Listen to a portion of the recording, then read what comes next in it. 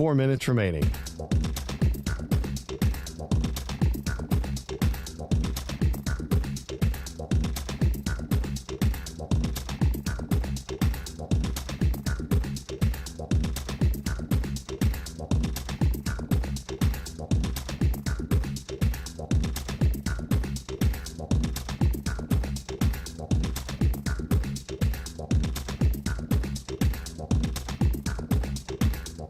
Three minutes, 30 seconds remaining.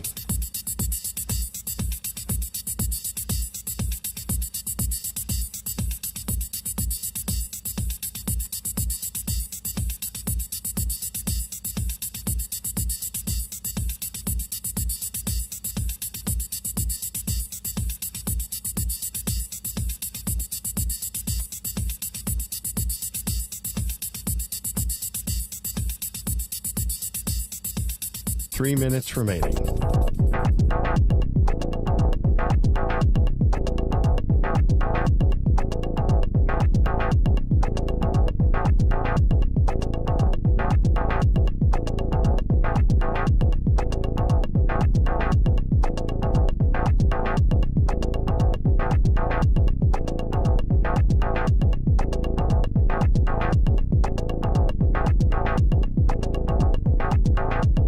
Two minutes, 30 seconds remaining.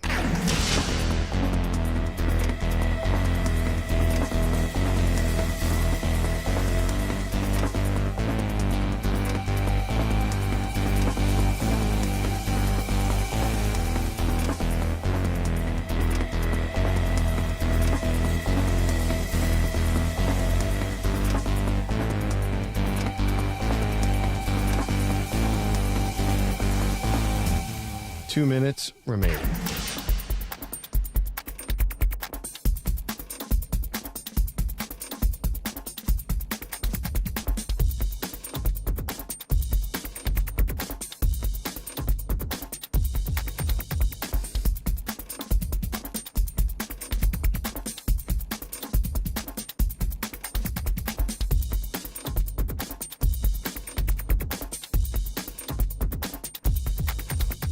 One minute, 30 seconds remaining.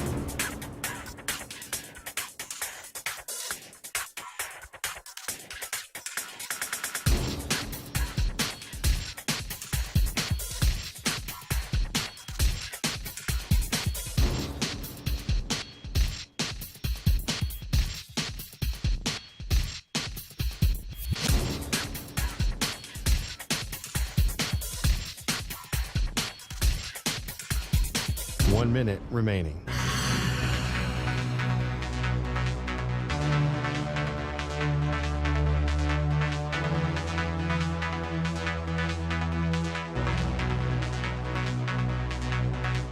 Forty-five seconds remaining.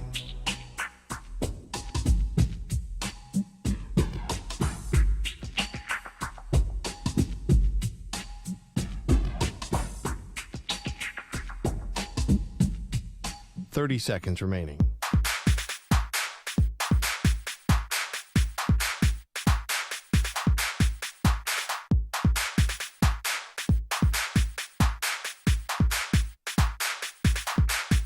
Fifteen seconds.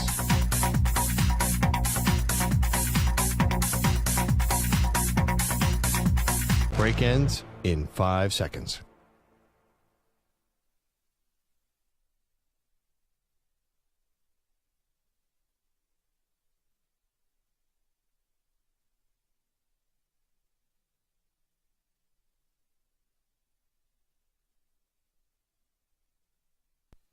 To infinity and beyond.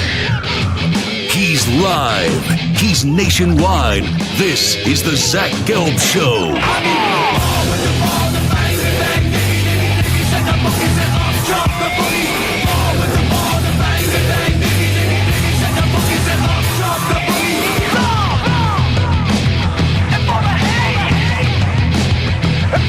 Here's your host, Zach Gelb.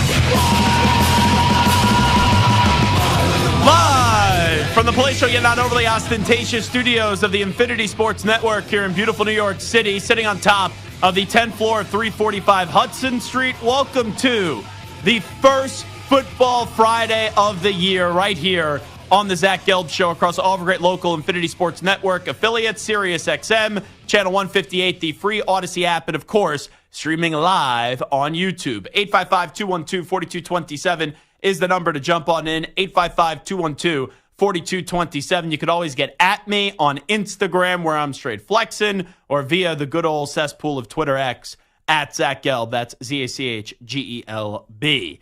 Dillon Gabriel, quack, quack, the quarterback at Oregon, is going to stop by at 4:20 p.m. Eastern Time, 1:20 p.m. Pacific today, as we will preview the Oregon Ducks going up against Boise State. So it will be a pleasure to chat with Dillon Gabriel, who started his college career at UCF, was at Oklahoma for the last 2 seasons, and now he will end things as the quarterback of the Oregon Ducks. And then at 5:20 p.m. Eastern, we will do some NFL picks. Mystery guess for the NFL picks. We will tell you who that's going to be later. When we say it's a mystery guess, that's because I think I have procured a pretty big name at 5:20 p.m. Eastern Time, but that big name is such a big star and has a crazy travel schedule that we don't know if he's going to land in time to be able to ring us up. If we don't get that big name, then I'm just going to be honest. We have a backup that he may think he's a huge name, but in reality, it's like a medium-sized, smaller name, but the dude has a very big ego, and we love him here. So we'll see if it's going to be option 1 or if it's going to be option 2. Talking about big egos, I got Stuart Kovacs and Manny Rodriguez along the other way. They'll be here with me today until 6 p.m. Eastern, 3 p.m. Pacific time. All righty. Let's start with the Thursday night football game. To open up the season, it was the Kansas City Chiefs up against the Baltimore Ravens. It's the same damn story. You know, I kind of feel like Brian Kelly right out of the gate. Because I could sit here, I could fake outrage, slam the desk and say, it's happening again. We couldn't finish a game. And also, LSU wears purple and the Ravens wear purple. So there are some similarities there with the LSU family and the Baltimore Ravens family. A lot of similarities. But I look at the Ravens, I know what I said yesterday, that whatever happens tonight, there's really no take that's going to be positive for the Baltimore Ravens because of the fact when you look at Baltimore, they are a team where what they do in the regular season after what did transpire last year, you don't really care what they do in the regular season, and they won't get a ton of praise and a ton of credit because we've seen them be elite. We've seen them smother teams in the regular season, not just good teams, great teams in the regular season. And then come postseason time, they play one good half against the Texans, and then the offense was absolutely horrific going up against the Kansas City Chiefs in the AFC Championship game last year. Here's what pains me, though, with that performance last night. If the Ravens, who didn't play a great game, but you didn't need to play a great game to win the AFC Championship game a year ago, if they had that approach that they put on display last night where they actually use their bread and butter and use what they do best, and that's the legs of Lamar Jackson, they would have been in the Super Bowl last year. They would have been in the Super Bowl up against the San Francisco 49ers. They would have been, because the offense last night was Lamar, you're the man. Lamar, use your legs. And I still don't understand why in the AFC Championship game, Todd Monken didn't use his greatest strength, and that's his quarterback running the football. So that's number one. But last night, what you saw, it's just that this team, until they finish on a big stage, and last night, right, isolated spot, first game of the season, everyone's watching, that is a big stage. I'm not going to say it's a big game, but there's a difference in a big game and a big stage, and that was a huge stage for week one last night.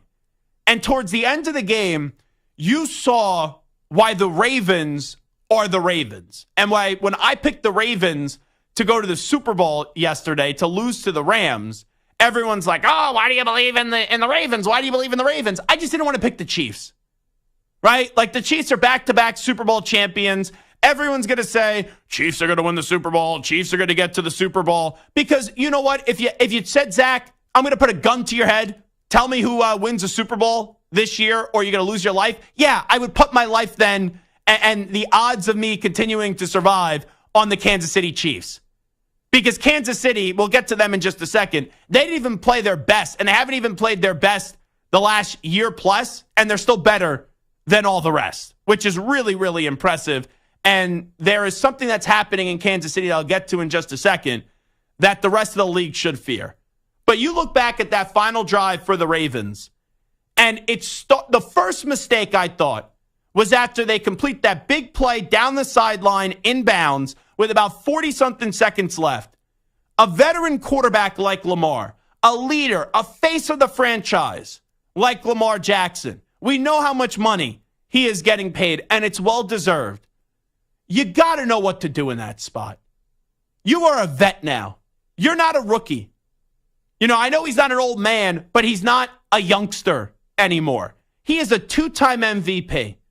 And for the life of me last night, I couldn't understand why he basically allowed 20 seconds to tick away after you completed that pass inbounds to Bateman for the big 38-yard play, and you're trying to run another play. It's 1st and goal at that point. At the 10, just get up there, save the clock, and then spike the ball.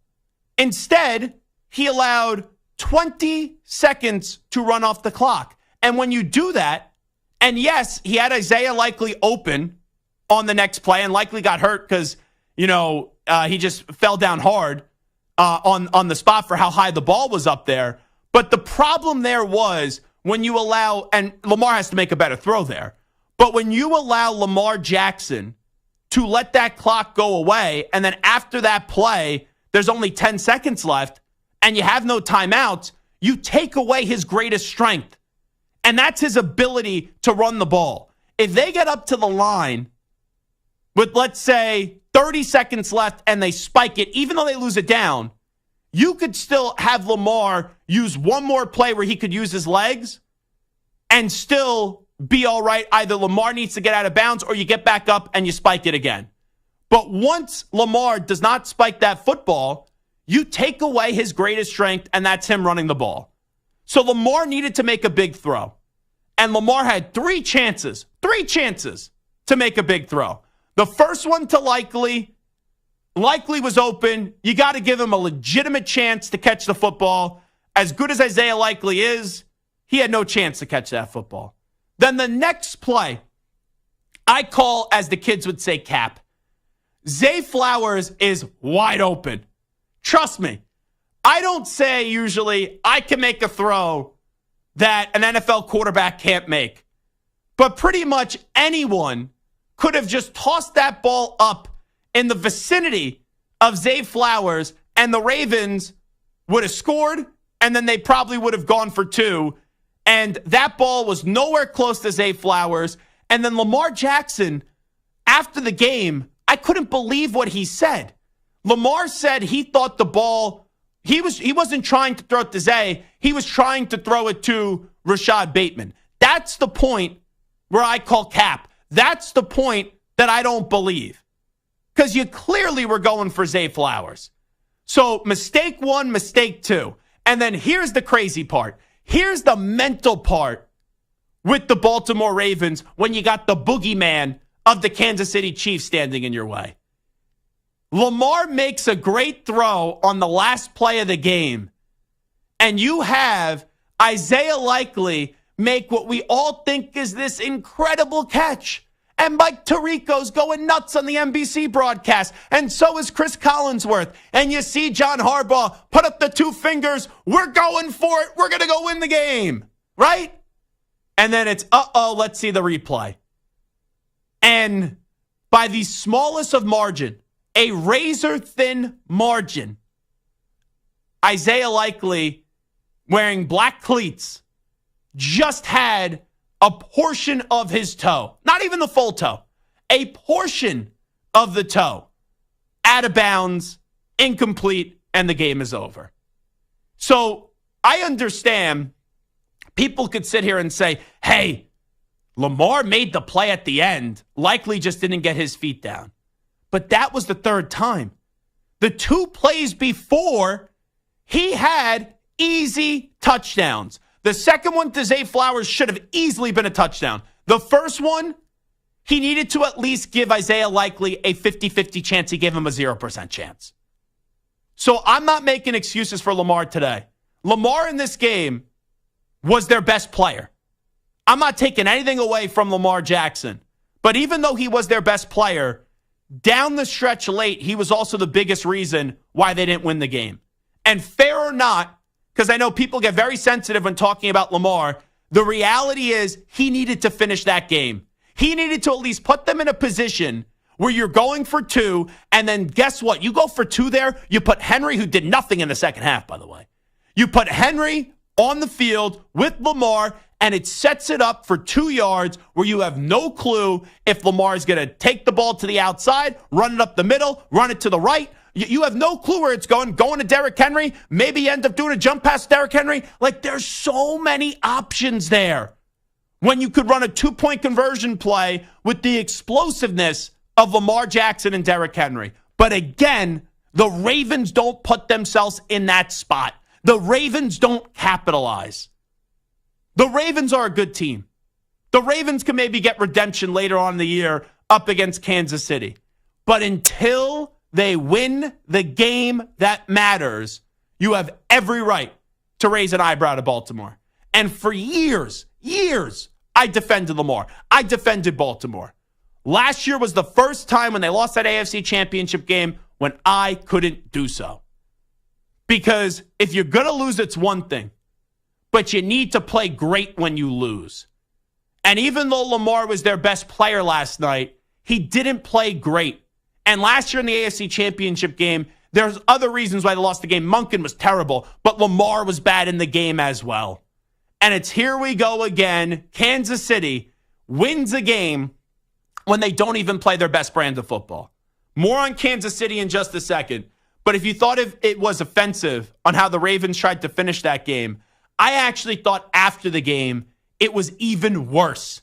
Here are 2 cuts. We'll play you one right out of the gate. This is Lamar Jackson on the final play, and he is in denial still after the game. You get some time to cool off. Hey, what did you think of the final play where Likeley didn't get the foot down? This is Lamar Jackson. I thought it was a touchdown, though. I still think it's a touchdown. Man, he was just open. I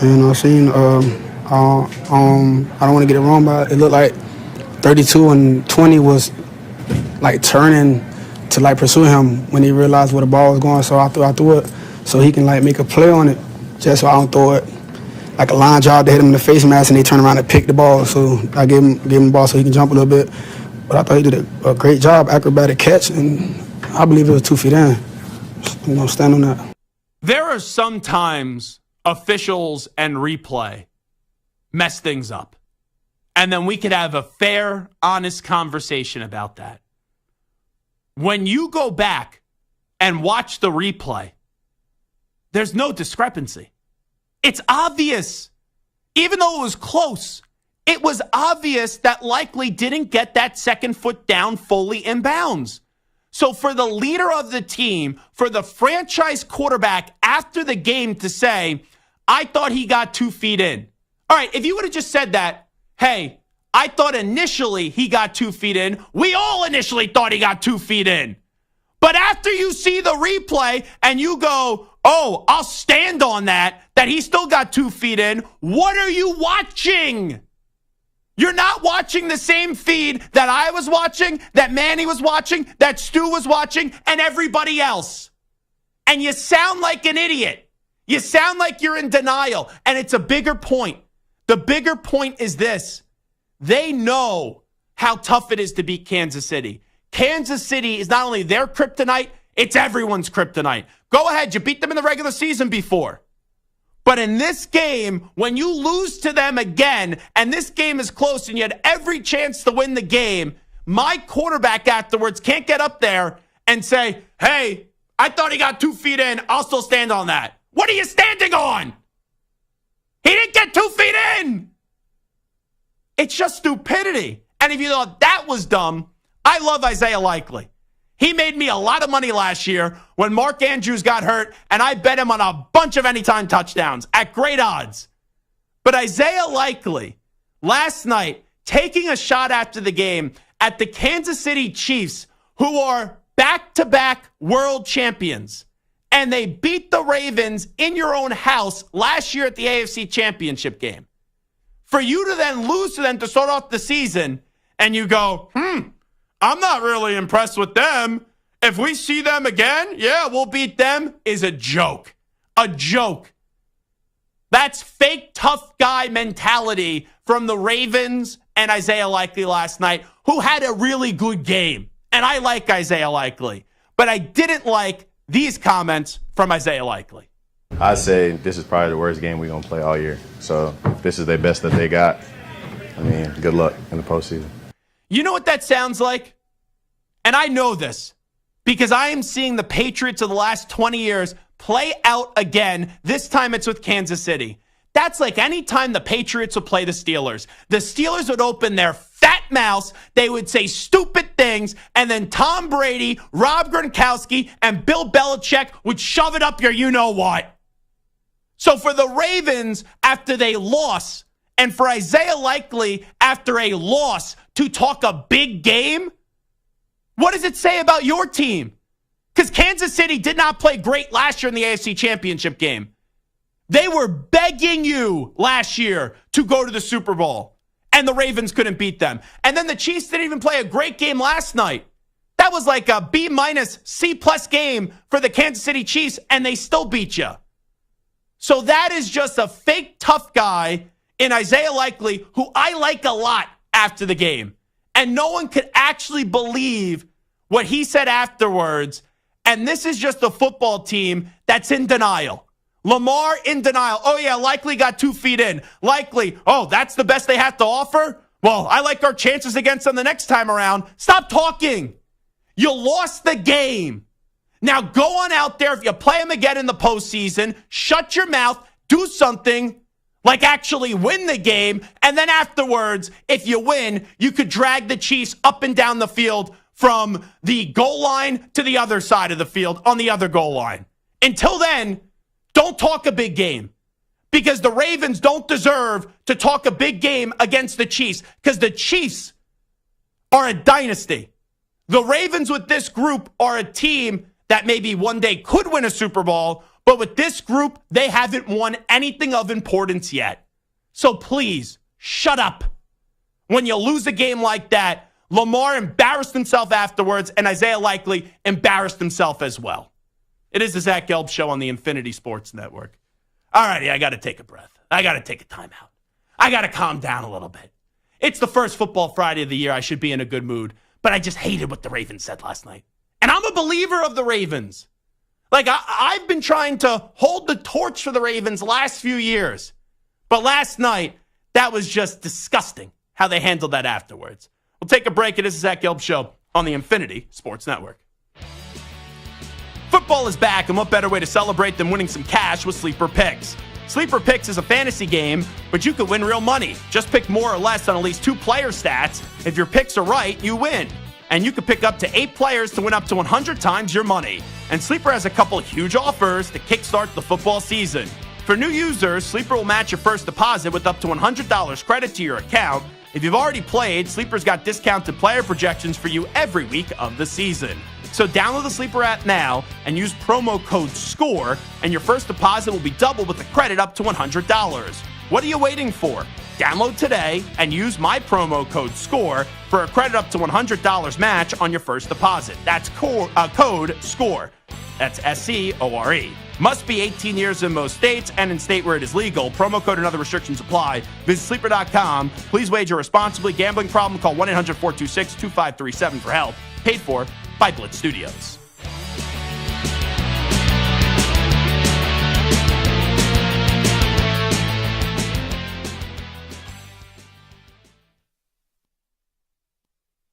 You're in a 4-minute break.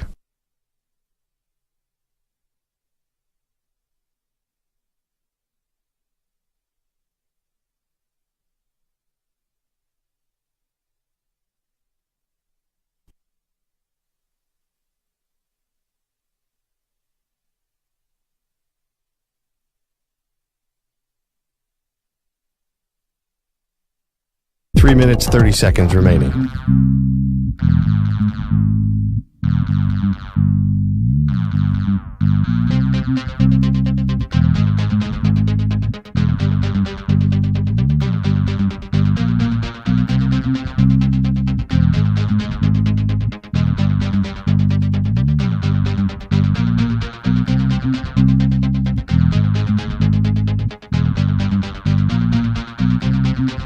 Three minutes remaining.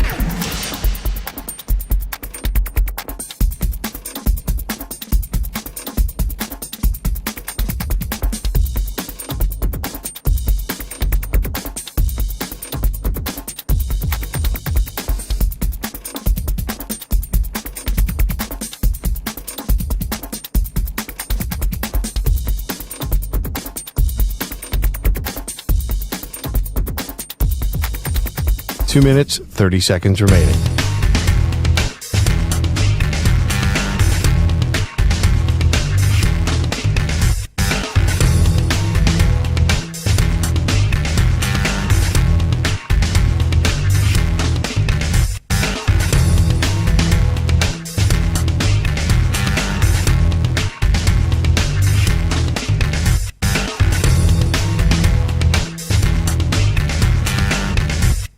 Two minutes remaining.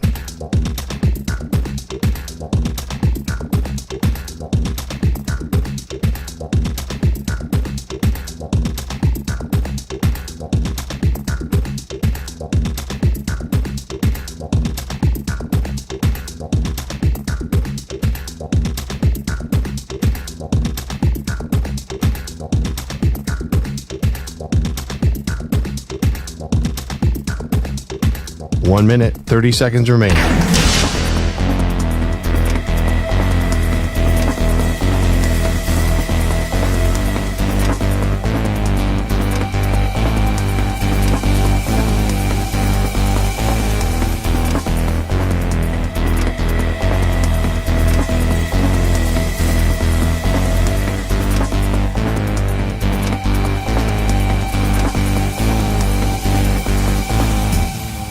One minute remaining.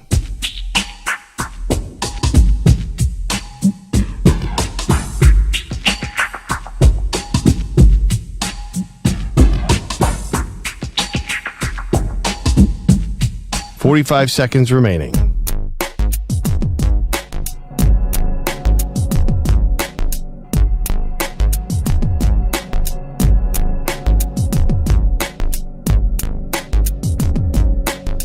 Thirty seconds remaining.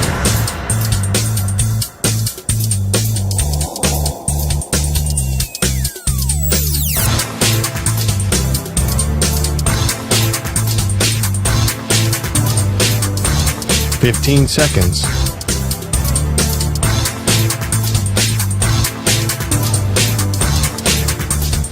Break ends in 5 seconds.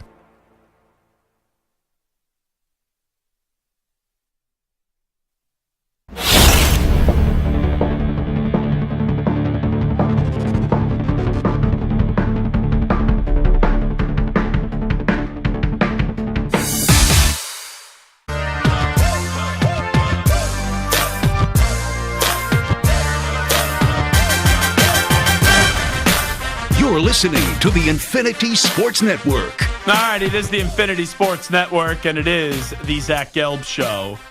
So we start off the show not being so kind to Lamar Jackson and Isaiah Likeley, as, man, it's one thing to lose, but then it's another thing to embarrass yourself. And I thought they embarrassed themselves last night after the game with the way that they conducted themselves when talking to the media and pretending like Isaiah Likeley got his feet in, and then also Isaiah Likeley basically trying to discredit the back-to-back world champion Kansas City Chiefs. So I thought that was just a poor performance last night by the Ravens, really in the media afterwards, and they couldn't finish a game once again. Real quickly, before I get to 3 college points for this weekend, when we look at college football, I want to say 2 things about the Chiefs. Number one, I walked into this season with Kansas City, and I didn't know what to expect from their wide receivers because everyone was like, how did the Buffalo Bills allow the Chiefs to go get Xavier Worthy in the draft? And I feel like whenever everyone or the majority of people are on one side or have one common take from the NFL draft, the antithesis does happen. Well, Xavier Worthy last night had 2 touchdowns, and he showed and flashed his potential last night.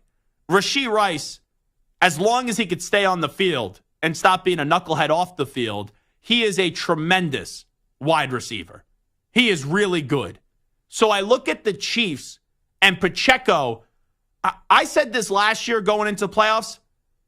I think outside of Mahomes, on the offensive side of the ball, Pacheco is their most valuable player. Now, that's just on the offensive side of the ball. I know people say Kelsey, and Kelsey showed that in the postseason because it felt like Kelsey single-handedly won them that AFC Championship game. But Pacheco is just such a physical, bruising, hard-running back in this league. Hey, he's really good. He has a bright future, the running back out of Rutgers. So you look at Kansas City last night, and really, I take a glance at their offensive side of the ball. Mahomes wasn't even great. And the offensive line could use some work, but they'll figure it out. And Mahomes just turns garbage into gold on so many plays. There was one play he had nothing. And then he just threw the ball up down the field, and you got the defender turned around, and it forced the pass interference. Like, there should have been no positive play there for the Kansas City Chiefs. And when you have a quick quarterback like Mahomes, and Mahomes doesn't do a lot of running down the field. And I'm fine with that with my quarterback, because the more you run down the field, the greater risk you have of getting hurt. His running is sideline to sideline. It really is. It's not north and south. It is east to west. He just runs that way horizontally, and it extends the plays and helps out an offensive line when they're not at their best.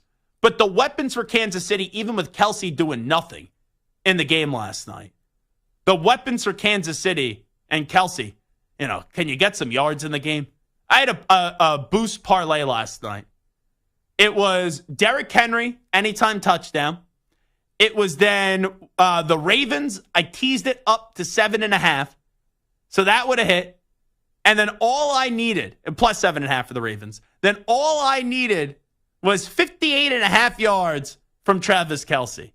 Now, I didn't even look what Travis Kelce finished the game on, so it would have been funny if he made a big play and I just forgot about it, and then I ended up winning some money, but he only had 3 catches for 34 yards. And here's the reason why the Chiefs are a bunch of frauds. People are like, Zach, what are you saying, the Chiefs are a bunch of frauds? Remember Mahomes and everyone trying to tell us, Taylor Swift is now calling plays?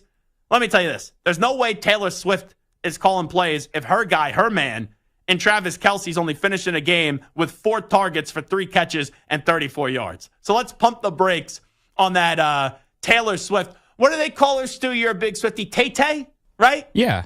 Yeah. So Tay-Tay is not calling plays for the Kansas City Chiefs against the Baltimore Ravens, at least. Maybe down the road, you go up against Stu's pathetic Raiders, the Broncos.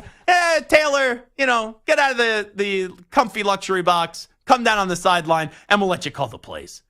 But I look at the Chiefs last night. Here's my biggest takeaway from them.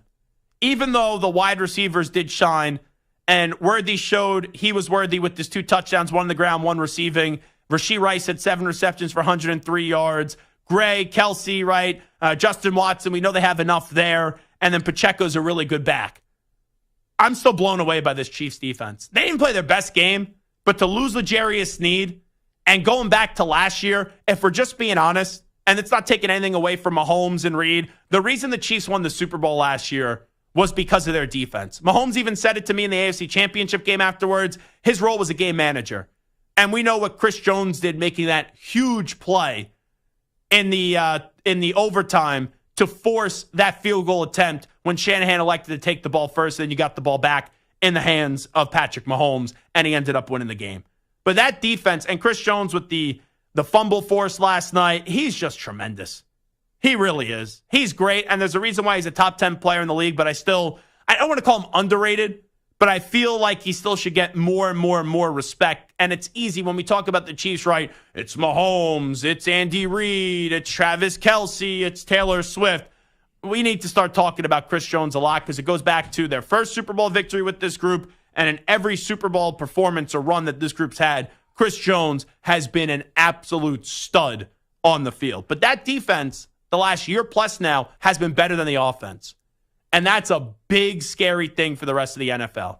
Because you got Mahomes, you got Kelsey, you got Pacheco, you eventually get Hollywood Brown back, you got Rashee Rice, you got the kid out of Texas, Xavier Worthy. You got all these players that we talk about. And all the coverage is to the offense. But Steve Spagnuolo's defense is absolutely tremendous once again.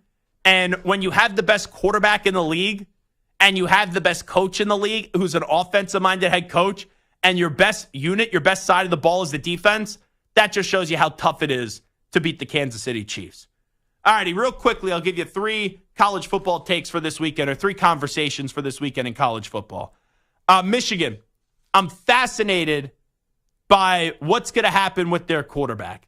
You'll see some plays for Orgy, but I do believe that Davis Warren is going to start once again. And here's what I struggle with the Fresno State game. I'm not saying I loved what I saw from the quarterbacks, but my kind of point of contention with Michigan first from that game is not really the quarterbacks, even though I think Alex Orgy has a higher upside than Davis Warren.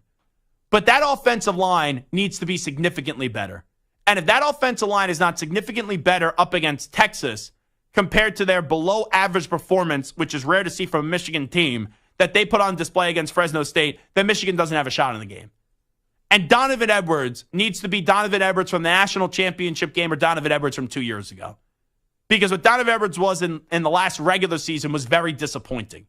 And I know he got in the end zone to open things up, but just scoring one lousy touchdown against Fresno State does not move the needle for me. So my thing to look for is the offensive line and the run game for Michigan up against Texas, and that's what will keep them in the game. But everyone will just tell you, quarterback, because the quarterbacks were underwhelming and a little bit surprising at who got the start in game 1 on last Saturday night up against Fresno State. Now, huge game Saturday night.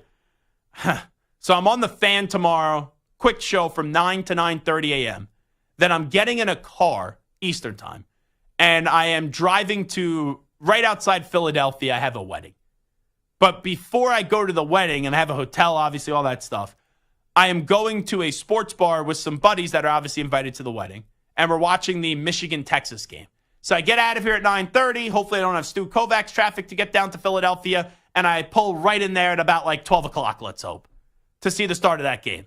Yak, you think that's doable? Leave the city 9:30 a.m. Saturday morning, get to Philly I would hope by noon? I would hope you'd be there before then. Right? It's not that far. Yeah, it's usually 2 hours and 15 minutes, I feel like. No, not well. I guess I go. I always go by from New York from this spot to the arena and stadium. So I guess you're a little further in. Yeah. I'm a little bit further out there because I'm going right off the main line. Yeah, or you should make that. Yeah, I would think so. Why not? So I just don't get any tickets, but that's besides the point. I'm a very responsible driver, and it's just the traffic. You never have tunnel closed, things like have that. any trouble tomorrow? No. Now I'm going to have an 8-hour ride. It's also not a beach day either. So. Yeah, that is true. But I'm not concerned really about that. I think I'll have enough time. But this wedding starts at 6 o'clock. So let's say the ceremony, everything, cocktail hour, it starts at 7. I hate to be the guy at the wedding with the phone out watching the game, but I got to watch Nebraska, Colorado. I am so fired up for Shedeur Sanders going up against Dillon Raiola. Go Big Red with Nebraska hosting Coach Prime, Deion Sanders, Shedeur Sanders, Travis Hunter. I hate to be the guy at the wedding with the phone out, but I'm going to be. And I'll be watching that game extensively on Saturday night, have a few drinks in hand, and then eventually go to my hotel room and then fall asleep, get up in the morning. I got to get up at 6 a.m. Eastern time. I'm going to get in the car hopefully by 6:30. They got to make it back here by 10 a.m. Eastern time because they got to host Sunday morning football from 10 a.m. to noon. So, Manny, you're not with me this weekend, right? Too bad. I would have said bacon, egg, and cheese, well done bacon. Would have been very, very, very nice. Just make sure I would have paid for it, obviously. Got you a sandwich as well, but it would have been nice if they just had that waiting here for me as they roll off the red carpet, of course, for Sunday morning football. Ack was amused by that one. You're lucky a key card works. Yeah. Be like Jamal Adams trying to walk into the Jets facility all those years ago with that meme on social media. But when you get to Nebraska, Colorado, here's the question. Who has the most pressure on them in that game? And I think everyone's going to talk about Coach Prime, Shedeur, right, Dillon Raiola. I actually think it's Matt Rule. This is the year 2 of Matt Rule in Lincoln. This is a game that you're better built in the trenches. You should win this game. You got to win this game. And if you win this game, they could be undefeated going into that Ohio State game. So I think there's a ton of pressure on my pal Matt Rule in this spot. And then finally, I am fascinated. The game I'm most intrigued by is Colorado up against Nebraska because you got two great quarterbacks. But the individual quarterback that I'm just so curious how we're talking about him coming up on Sunday morning or Monday afternoon is Nico Iamaleava out of Tennessee. He 6'6". We know how well he could throw the football, how big of an arm he has, and he had a performance up. I know it's against Chattanooga in a 69-3 victory, but Urban Meyer's raving about this guy, and we played you that audio yesterday. Now you get Ack's best friend Dave Doran, coach at NC State, and Ack's a big fan of Dave Doran, and NC State's a very good, respectable team, a top 25 team. So it's a big jump in competition, and I'm just fascinated to see how we're talking about Nico coming up on Sunday, coming up on Monday on all the shows that we do, because he could accomplish everything that he has in front of him, and the sky is really the limit for that kid. All right, this is Zach Gelb Show on the Infinity Sports Network. We'll take a timeout. We'll come on back with a little onside, offside update time first. Here he is, the Ack Man, Rich Ackerman. Infinity Sports Network. Sports Flash. Well, the Eagles' home opener is very far from home, about 4,800 miles south of Lincoln Financial Field. They'll open the season tonight against the Packers in Sao Paulo, Brazil, the first regular season NFL game south of the equator. Both teams are coming off playoff seasons. Both are Super Bowl contenders. The Eagles, however, underwent massive changes in the offseason, changing both coordinators, and head coach Nick Sirianni excited to have Kellen Moore running the offense. Just so excited to have him on this staff. Got to watch Kellen from afar as far as in the division with the Dallas Cowboys, and he's as advertised. It's been awesome to kind of get with him and all the things that he's bringing to this football team. They also added running back Saquon Barkley and Vic Fangio running Philly's defense. Jaylen Ramsey, the latest corner to get paid, the highest paid corner, again, with a reported 3-year, $72 million extension from the Dolphins with over $55 million in guaranteed money. Pat Freiermuth comes to terms with the Steelers on a 4-year deal. Jamar Chase has yet to get his new deal. He said it'll be a game-time decision for Sunday and limited at best, while T. Higgins doubtful with a hamstring injury. At Wrigley right now, top of the 5th, the Yankees lead the Cubs 3-0. I'm Rich Ackerman. This is the Infinity Sports Network. Follow us on Instagram. Our handle is Infinity Sports Network. That's Infinity Sports Network to follow us on Instagram.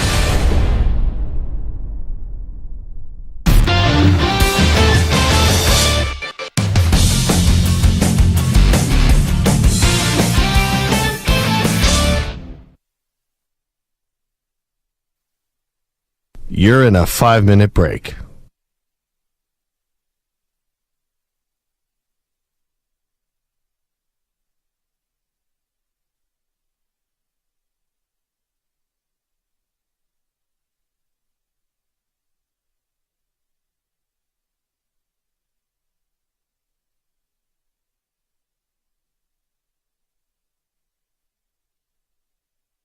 Four minutes, 30 seconds remaining.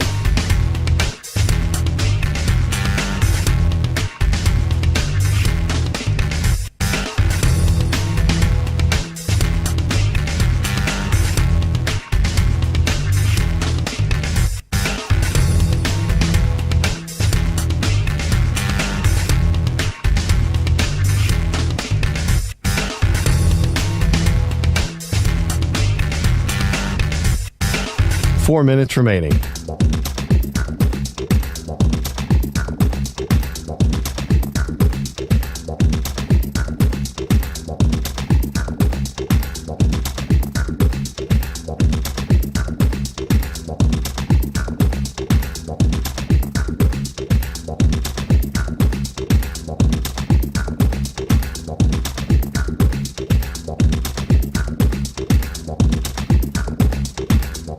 Three minutes, 30 seconds remaining.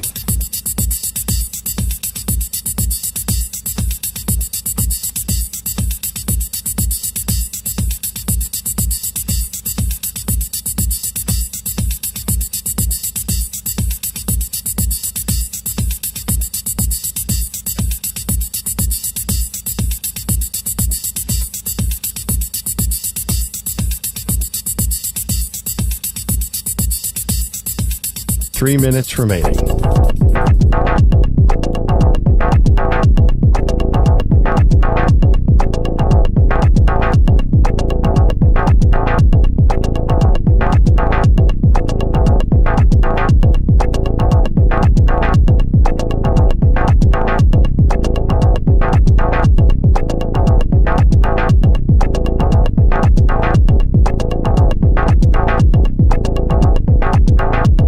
Two minutes, 30 seconds remaining.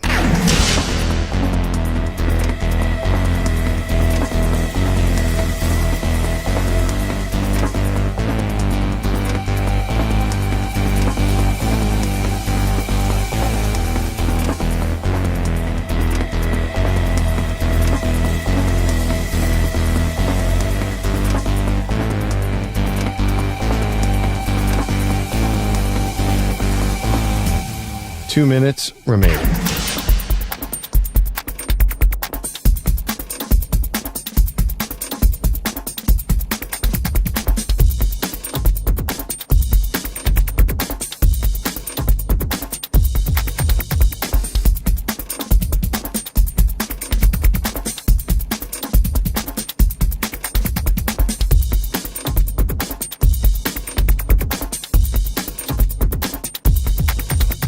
One minute, 30 seconds remaining.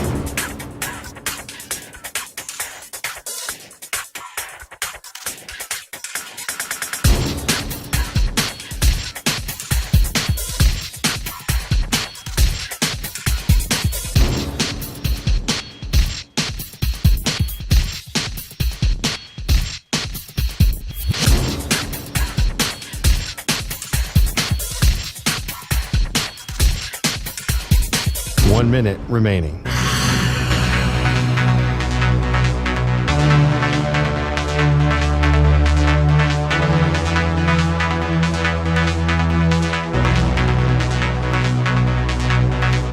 Forty-five seconds remaining.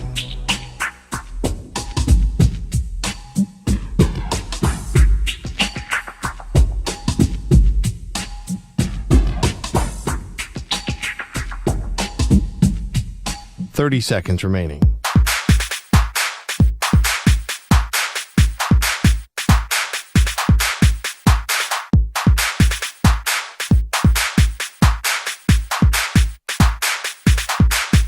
Fifteen seconds.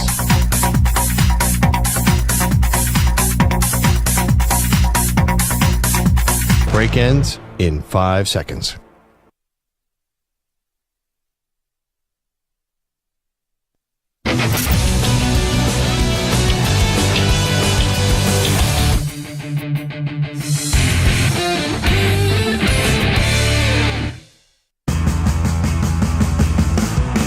Zach's taking on the most polarizing issues in sports. Which side of the line of scrimmage will he end up on? Offside. Defense number 69. It's Onsides, Offsides with Zach Gelb. Alrighty, it's time to ask the pros. You, the listener, gets asked us a question. It's brought to you by O'Reilly Auto Parts. Simply tweet your question at INF Sportsnet or at Zach Gelb using the hashtag AskThePros. Be listening later in the show. We might answer your question. Think O'Reilly Auto Parts for all your car care needs. Get guaranteed low prices and excellent customer service from the professional parts people at O'Reilly Auto Parts. Stu's going to ask me a question here, Manny, just to give you a heads up. I'm going to actually use that Patrick Peterson sound here, so I'll toss to it. So I'm doing a little improvisation right on the scene here. We're improvising just a tad little bit. In Omaha. I'm checking down for a second, but still give me the question. What do you got? All right, Zach. So as we discussed to open the show, the Ravens came oh so close to beating the Chiefs last night, but ultimately lost 27-20 despite 452 yards of total offense and a lot of excuses afterwards. Now, onsides, offsides, you are concerned about your Ravens Super Bowl appearance after last night's loss. I'll give you the answer in just a second, but last night I was co-hosting First and Pod, which is an Odyssey podcast with the great Andrew Filipponi, and we had future Hall of Famer, he'll be probably a first ballot Hall of Famer, Patrick Peterson on last night. And this was Patrick Peterson talking about the Chiefs, who he picked to win the Super Bowl in back-to-back-to-back seasons. Did you pick them? Did you call three-peat here? I did. I mean, it's tough. It's tough not to, just because, what those guys were able to return back on offense and, add into their, offense as well. And you got one of the best play callers, if not the best play caller in the game, Andy Reid. And like Zach said, the best quarterback in today's game. So, only people I see beating them is themselves. And that's the thing. That's why my answer here is on sides that after one game I'm concerned about the Ravens getting to a Super Bowl, is because it does feel like Kansas City doesn't even keep on playing at their best, and they're still the best team in the league, and their defense is outplaying their offense, and we know how great Mahomes and Andy Reid are. So that's why I'm concerned. And that's why I'm concerned in a big way. And it's funny, all off season long, I said to myself, I'm going to pick the Chiefs to get to the Super Bowl, but I'm going to pick a team in the NFC to win. That was I thought I was going to do. And then when I'm sitting down, filling out my predictions, I go, you know what? I'm warming up to the Ravens. Put the Ravens in. And after one game, man, Isaiah Likeley and Lamar Jackson, what they said after the game, I still can't believe it. Oh, yeah. Isaiah Likeley, I can't wait till we see them next time. That's the best they have to offer. I feel pretty good about us. Like, come on, you lost the game. And then Lamar Jackson in denial, yeah. Isaiah Likeley got 2 feet down. Yeah, he got 2 feet down. One was out of bounds, though. So, what are we doing? So, Zach, are you concerned about your Ravens Super Bowl appearance prediction after last night's loss? Yeah, I am. On sides. The Browns host the Cowboys in Sunday's 4:25 Eastern Time window on Fox, marking Tom Brady's long-awaited broadcasting debut. So onside, offsides, Tom Brady's Fox broadcasting debut is the most intriguing part of Sunday's Cowboys-Browns matchup. I'm going to say offside, and here is why. I think the Dak contract here is going to be a big storyline because he's not going to get a new deal before week 1.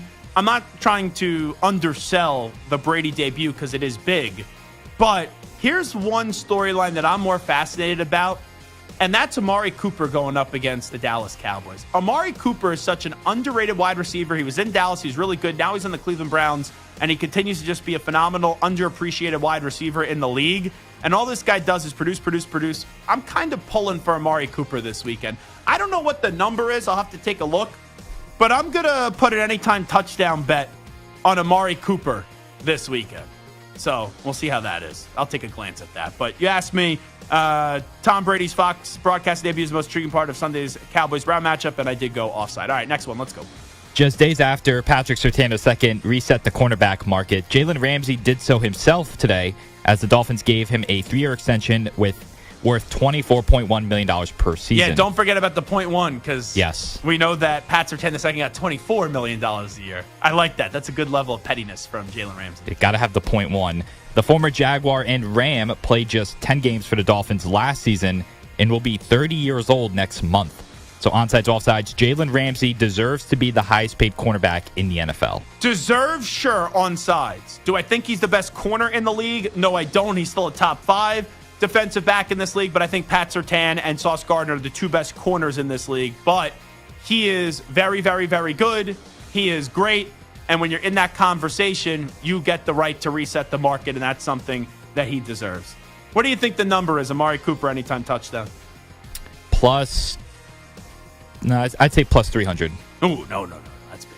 Plus 185 anytime touchdown for Amari Cooper. Okay. First touchdown is plus 950.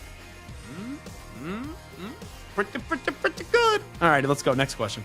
The Packers and Eagles square off tonight in Sao Paulo. Only the 13th time the NFL will be playing on Friday, but most of those were either because games were on holidays or to move a game because of weather. So onsides, offsides, we will eventually have a weekly Friday night football matchup. Yeah, because the NFL are a bunch of money whores.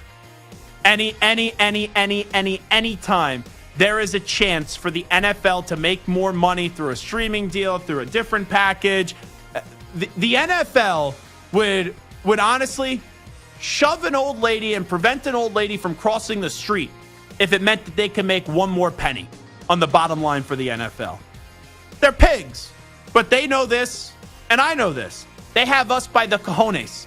They could do whatever they want, and it doesn't matter because we're all a bunch of suckers because we love the NFL. So, yes, I do think the NFL will eventually have a weekly Friday night football matchup. I feel like Friday night football should only be allowed if it's like a bizarre college football game, but really high school football. Friday night lights. That's what I think of Friday football, not the NFL. You got Sunday, you got Monday, you got Thursday, you got Saturday towards the end of the year. I don't need to see the NFL on Fridays, but I'm sure they will. The 3rd-ranked Texas Longhorns visit Ann Arbor to take on the 10th-ranked Michigan Wolverines tomorrow. The defending champs have some question marks, particularly replacing J.J. McCarthy at quarterback, leading Texas to being a 7-point favorites on the road.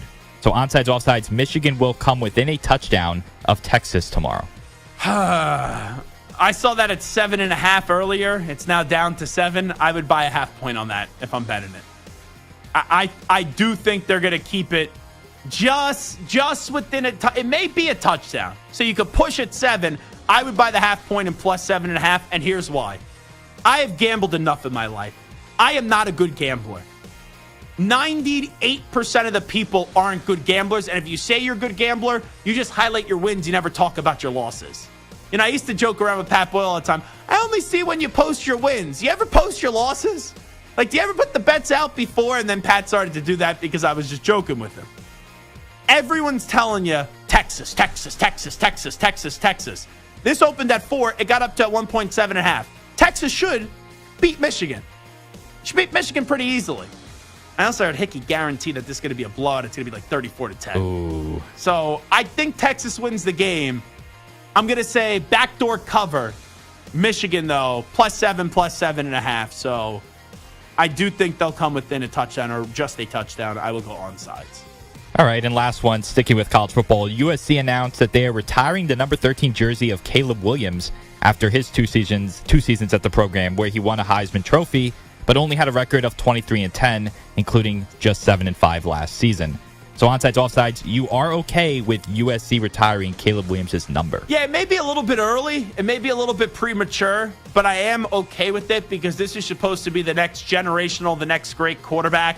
And 2 seasons at USC. We know the connection now with Lincoln Riley, who is your guy as the head coach, and he's the biggest Caleb Williams fan and supporter that there is. He won a Heisman Trophy, had one of the great individual seasons we've ever seen from a quarterback in college, so I'm more than okay with USC retiring Caleb Williams' number. I will go on sides with that. It is the Zach Gelb Show on the Infinity Sports Network. We got a whole lot more to do. Just an injury note here. The Cincinnati Bengals have listed T. Higgins as doubtful for their matchup against the New England Patriots. We are also unsure if Jamar Chase is going to play. He said that is a him decision. He makes that call, but he is healthy. Steelers, we'll talk about them on the other side. Russell Wilson is dealing with a calf injury. This is from Adam Schefter, ESPN. Steelers officially listed quarterback Russell Wilson is questionable for Sunday's opener against the Falcons. Ooh, they now say it's a hamstring injury. So originally we were told it was a calf injury. Now it's a hamstring injury. Steelers also ruled out rookie wide receiver out of Michigan, Roman Wilson. So we will take a break.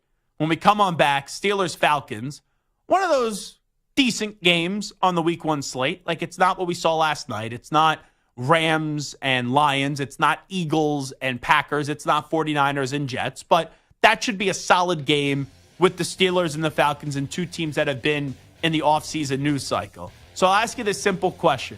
You or Mike Tomlin, are you starting Russell Wilson tomorrow or are you starting Justin Fields? 855-212-4227, 855-212-4227 if you want to jump on in. Also still to come 25 minutes from now, Oregon quarterback Dillon Gabriel will join us. Oregon going up against Boise State coming up Saturday evening.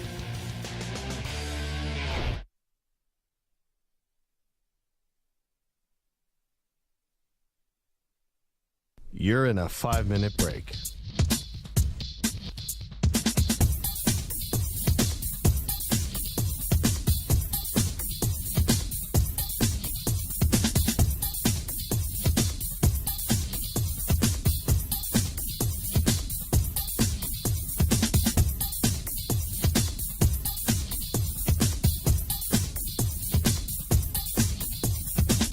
Four minutes, 30 seconds remaining.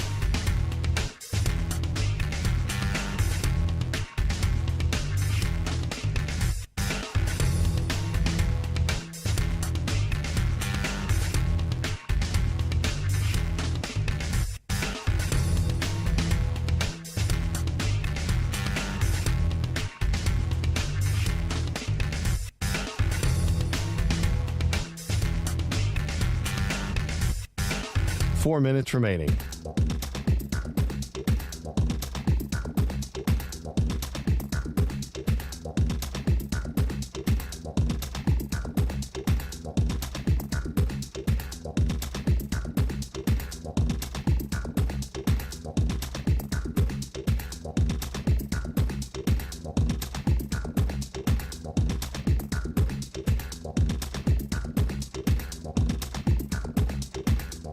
3 minutes, 30 seconds remaining.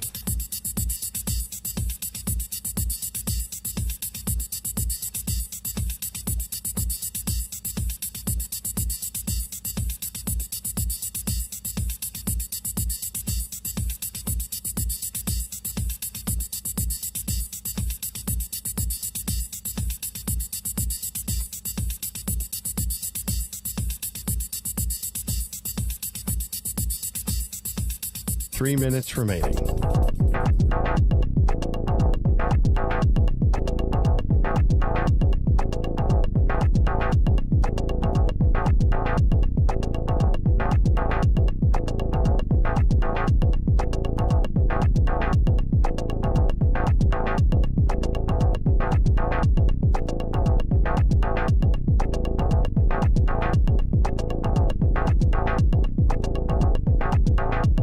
Two minutes, 30 seconds remaining.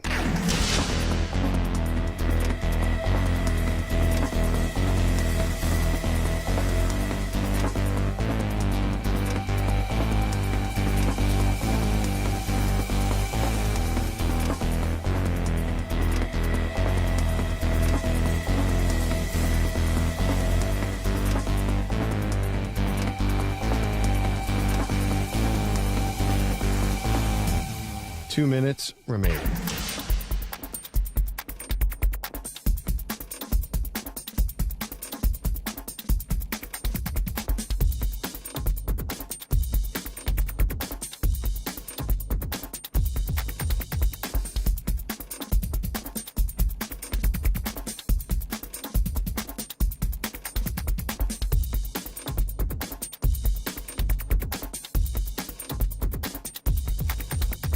One minute, 30 seconds remaining.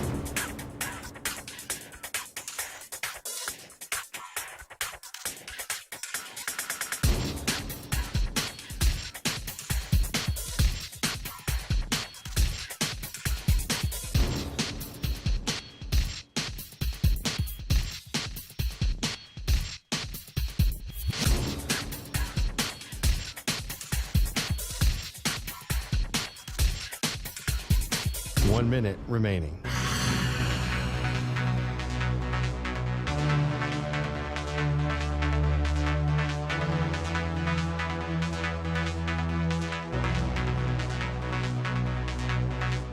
Forty-five seconds remaining.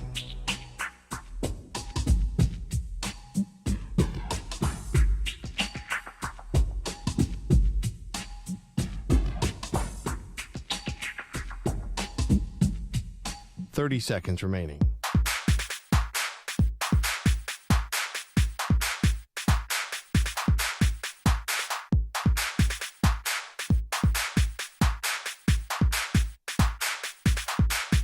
Fifteen seconds.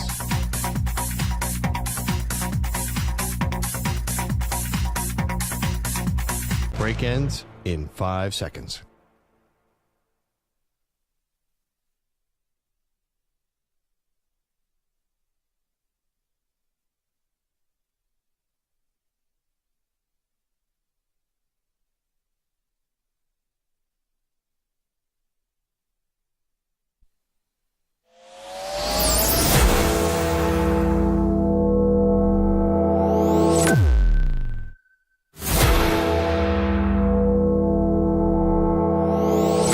Infinity and beyond. He's live. He's nationwide. This is the Zach Gelb Show.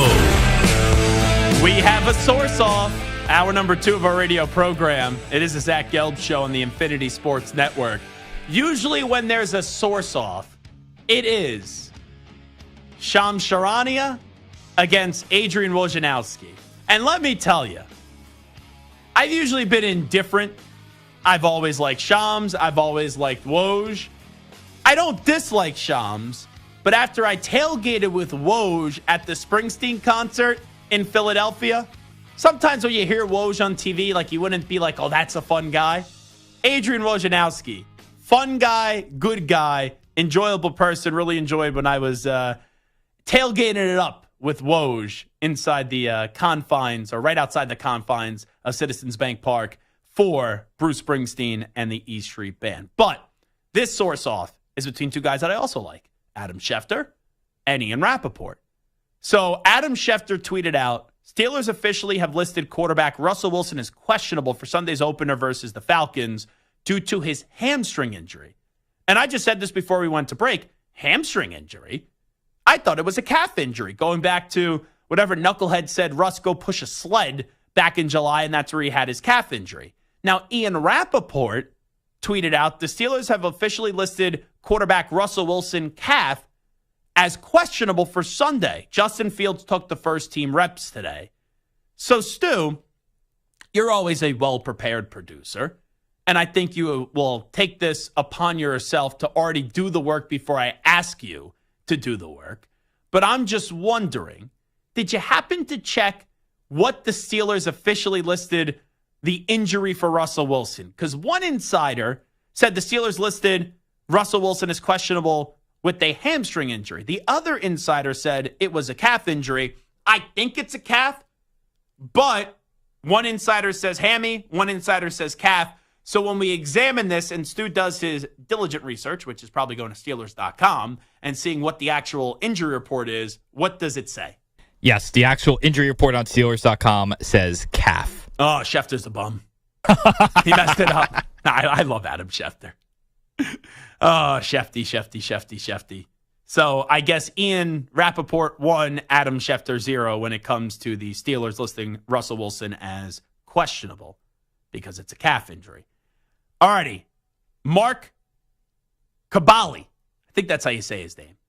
He is the longtime Steelers reporter, and now he actually works for the Pat McAfee show. That's a man that knows his Steelers football. That's a man that knows football. This is via my pal Andrew Filipponi. They had Kabali on 93.7 The Fan, and he said, quote, I would be absolutely shocked if Russell Wilson plays on Sunday. Close quotes. Russell Wilson.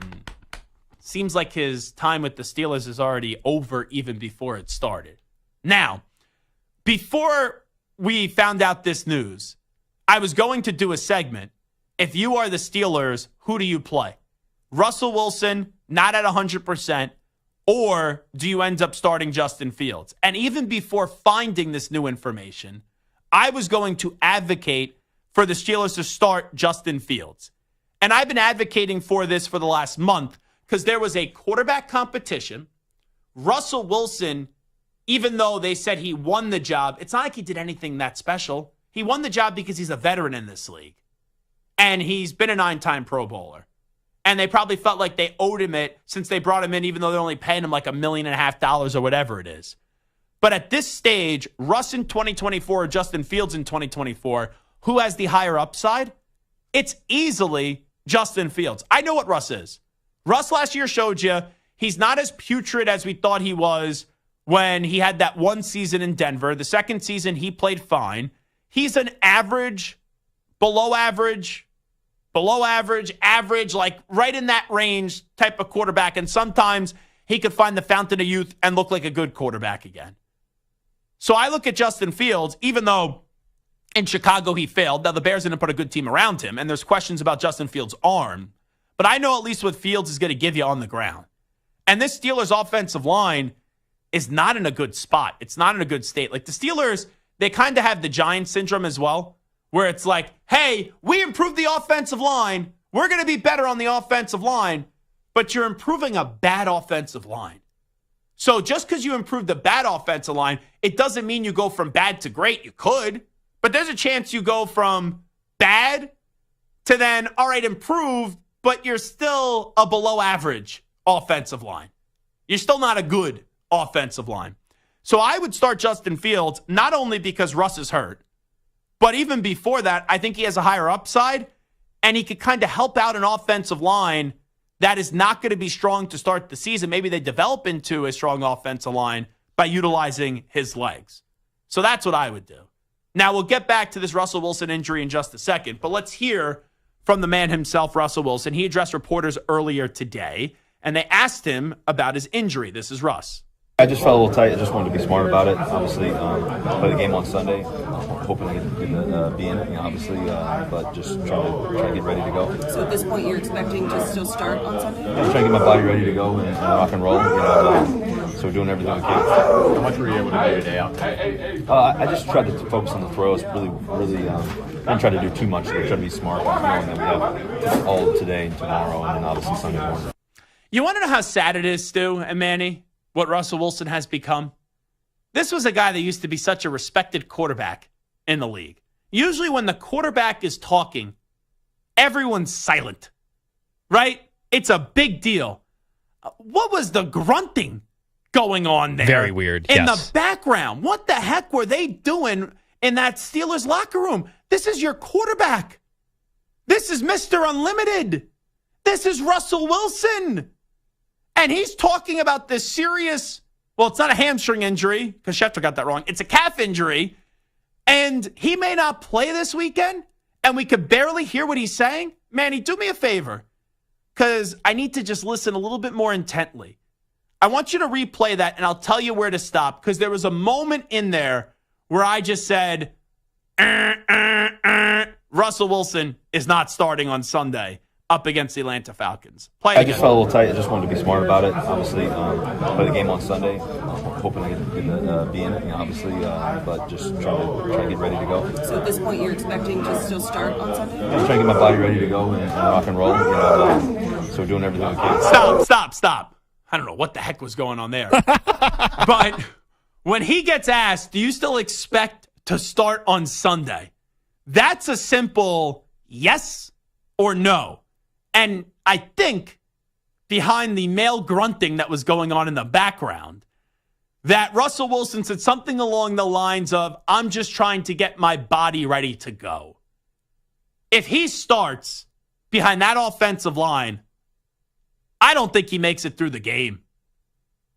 Because it's clear that that calf injury is now a lingering issue. And now Russell Wilson's behind that garbage offensive line. Mike Tomlin, if you're doing what's in the best interest of the team, you start Justin Fields. Now, maybe, here's the last saving grace for Russell Wilson. We all know, right, when he gets on a plane, he does those stretches up and down the aisle.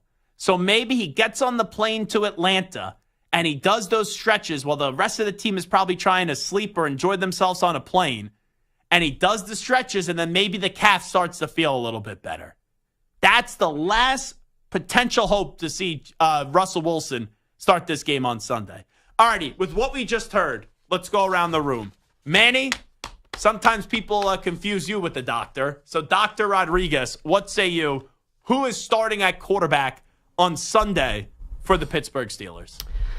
I will go with the dangerous one, Russell Wilson. Oh, you still think Russell Wilson started even with this injury, this calf injury? I mean, there's a reason why he was elected the quarterback. I think the Steelers really want him. I think Mike Tomlin and staff want him to be quarterback one, and I think they're going to run with him no matter what. I don't think Justin Fields got it. You know what this is? If you're telling me the Steelers really want him, that's like when an infant is sitting in a high chair, and mom and dad goes, here's broccoli and here's spinach. You know, point to one. Which one you want? The infant doesn't want the broccoli. The infant doesn't want the spinach. This is broccoli and spinach. That's what the Steelers quarterback situation has turned out to be with Russell Wilson and Justin Fields. I mean, whose fault is that, though? It's the Steelers organization. But isn't it funny how quickly it changes? When they got Justin Fields, I'll raise my hand. Smart move. Good insurance. You get Russell Wilson for basically $2 million. Smart move. Like, they improved the quarterback room from what it was last year. That's because Kenny Pickett was terrible. But this is still a bad quarterback room. Pickens is good at the wide receiver spot. Freiermuth just got paid. As long as he's healthy, he's solid. Warren and Harris are a good 1-2 punch. The defense is solid. But the Steelers the last few years have failed to find their quarterback of the future and have failed to really put out a old school Steelers offensive line. You know, the Steelers used to be known for the battle in the trenches. Ever since Pouncey has walked away from that team and retired, that offensive line has been pretty bad. Stu, what say you? Who starts? I think it's Fields. I think they're just too close in terms of how good they are at this stage, and the fact that one is hurt and one is, we think, not hurt at all, I think Fields is the one they go with. Russell Wilson, though, I wonder what the conversations are like behind the scenes. Because say what you want about how tone deaf Russ sometimes sounds when he speaks to the media. Russ, though, isn't a dummy. And Russ knows that this is like the last hurrah from him to try to turn the narrative around. And for Justin Fields, I heard Dan Orlovsky say this on the ESPN earlier this morning, and I give Dano credit for this. It's the best situation Justin Fields has ever been in. Like, Justin Fields, if he starts this game on Sunday, it's the best pro environment he's been in the NFL. So Justin Fields, if he just plays an average game against the Falcons, he started next week. And guess who they play next week? In Denver, the Denver Broncos. And let me tell you something. I love Paramount Plus. Love them. I endorse Paramount Plus. They are a proud sponsor of the network and the Zach Gelb Show. I have already done my week 2 read for Paramount Plus. And the read, it's a game preview. And I'm talking about, hey, this is one of the most hyped games of the season. Russell Wilson going back to Denver to square off against the Broncos. I may have to redo that read. Because not only is there a legitimate chance that Russell Wilson doesn't play on Sunday, I would now be surprised if Russell Wilson plays on Sunday. And if Justin Fields just plays an okay game, how could the Steelers justify starting Russell Wilson next week? And that's the thing. I'm fascinated by what the conversations are like behind the scenes. Because Russ needs to know, and he knows this, if you don't play this weekend, there's a chance you don't start a single game for the Pittsburgh Steelers. Now, I don't think Justin Fields is all that great where he's going to take the job and run with it for the rest of the season. But I did feel before the season started, and we're still in that mode, that inevitably Russell Wilson would be replaced by Justin Fields at some point in the season. I think I predicted coming out of the bye where they go up against the Commanders, I want to say was the take that I had on that one.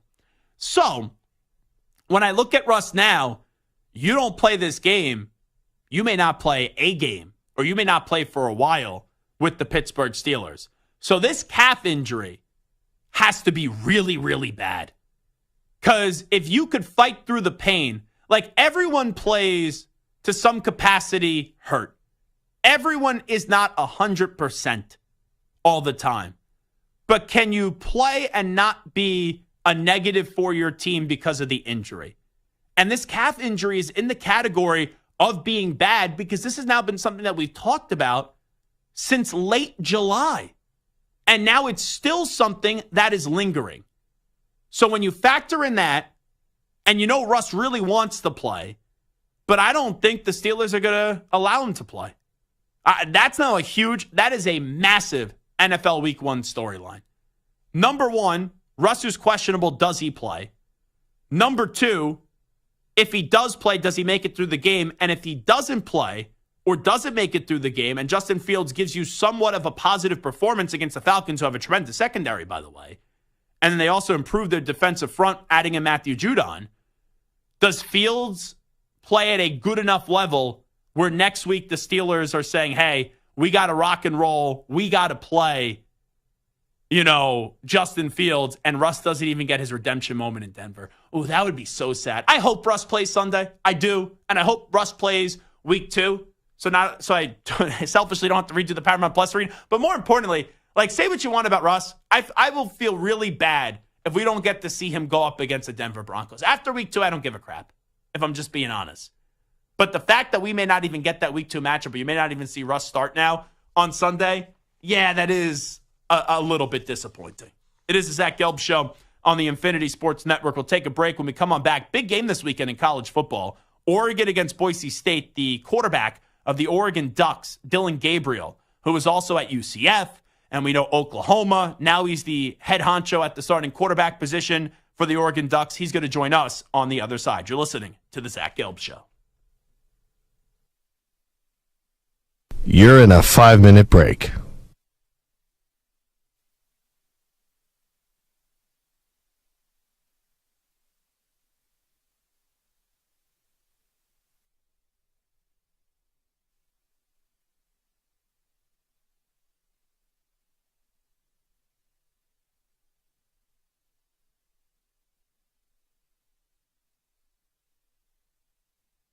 4 minutes, 30 seconds remaining.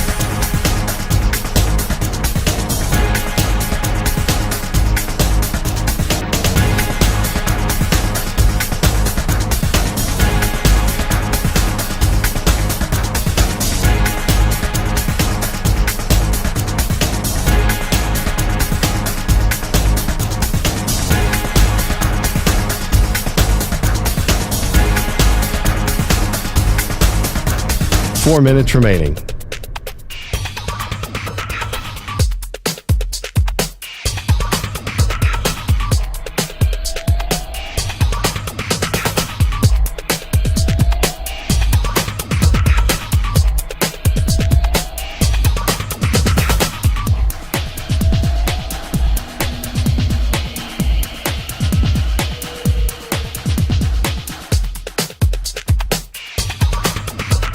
Three minutes, 30 seconds remaining.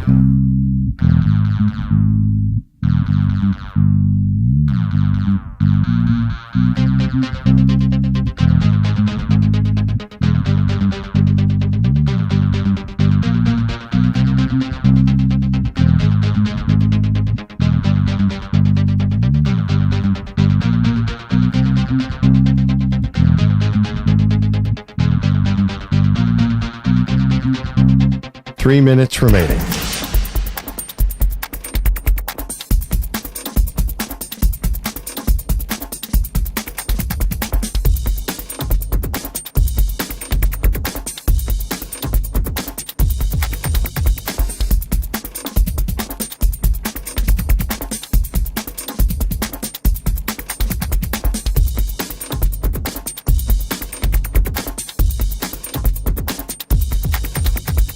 Two minutes, 30 seconds remaining.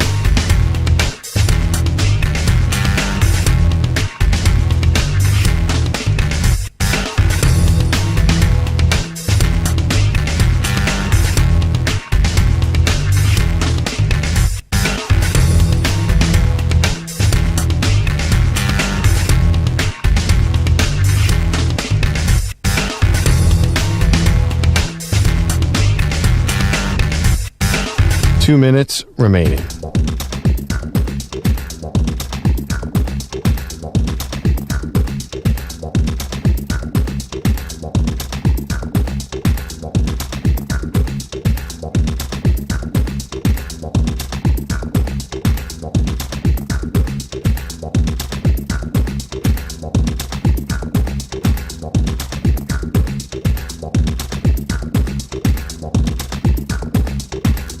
One minute, 30 seconds remaining.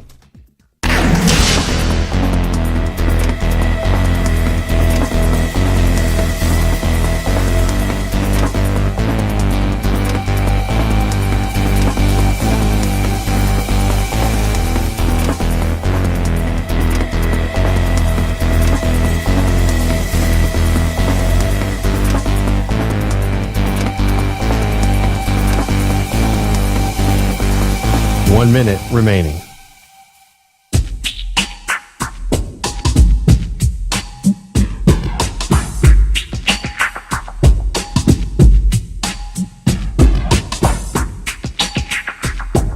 Forty-five seconds remaining.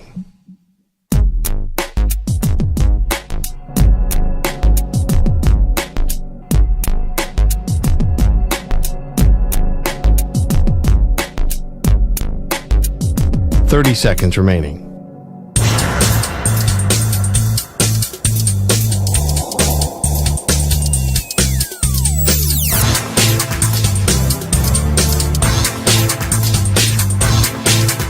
Fifteen seconds.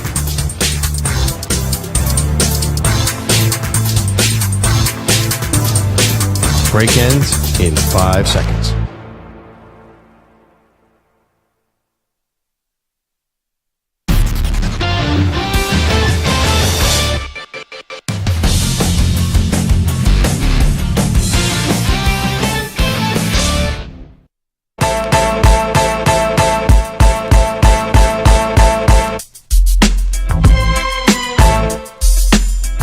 Listening to the Infinity Sports Network.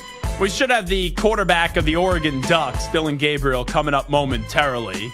Oregon does play Boise State coming up tomorrow evening. Dillon Gabriel, who's been in college football for a long time, started at UCF, then made his way to Oklahoma, and now is in Eugene. In his debut for the Ducks up against Idaho, had a 24-14 victory. He completed 41 out of 49 passes for 380 yards and 2 passing touchdowns. So we look at Oregon. We want to see what does transpire with their offense and what improvements they make. Even the stats did read nicely. We would have thought more than only a 10-point victory up against Idaho. And Oregon has national championship expectations this year, and there's also Heisman expectations for Dillon Gabriel. I entered this college football season, and I thought if you maybe take 2 guesses on who's going to win the Heisman Trophy, it would either be Carson Beck from Georgia or Dillon Gabriel, now of Oregon. And Dan Lanning, the last 2 years, being a member of the Ducks, has done a really good job and has positioned that team and that program to be a national championship contender. And now we know the Ducks are in the Big Ten, and we'll see how they make that transition. Obviously, last week you saw USC come over from the Pac-12 into the Big Ten, and they had a big statement and played Big Ten-style football up against an SEC squad in LSU, and they outmuscled LSU at their own game. So that's the Oregon side. And then on the other side for Boise State, man, you want to talk about a Week 1 performance. How about the performance? And they're making a Heisman push for him, and he had an incredible season last year. But Ashton Jeanty, who stayed, which you didn't think he probably would based off the season that he had, but Ashton Jeanty for Boise State had 20 carries up against Georgia Southern for 267 yards. No, that is not me misspeaking. He had 20 carries for 267 yards, and count them, not 1, not 2, not 3, not 4, not 5, but 6 rushing touchdowns. So this should be an excellent game between Boise State and Oregon. And now joining us is the quarterback of the Oregon Ducks, and that, of course, is Dillon Gabriel, as his team gets set tomorrow night to do battle. Oregon up against Boise State. Dillon, it's Zach Gelb here in New York City on the Infinity Sports Network. Appreciate the time, and how are you? I'm good, thank you. Well, appreciate you. Yeah, thanks so much for coming on. So your debut at Oregon, obviously we've seen you throughout the years at UCF and Oklahoma. How do you kind of look back at the performance up against Idaho with your offense?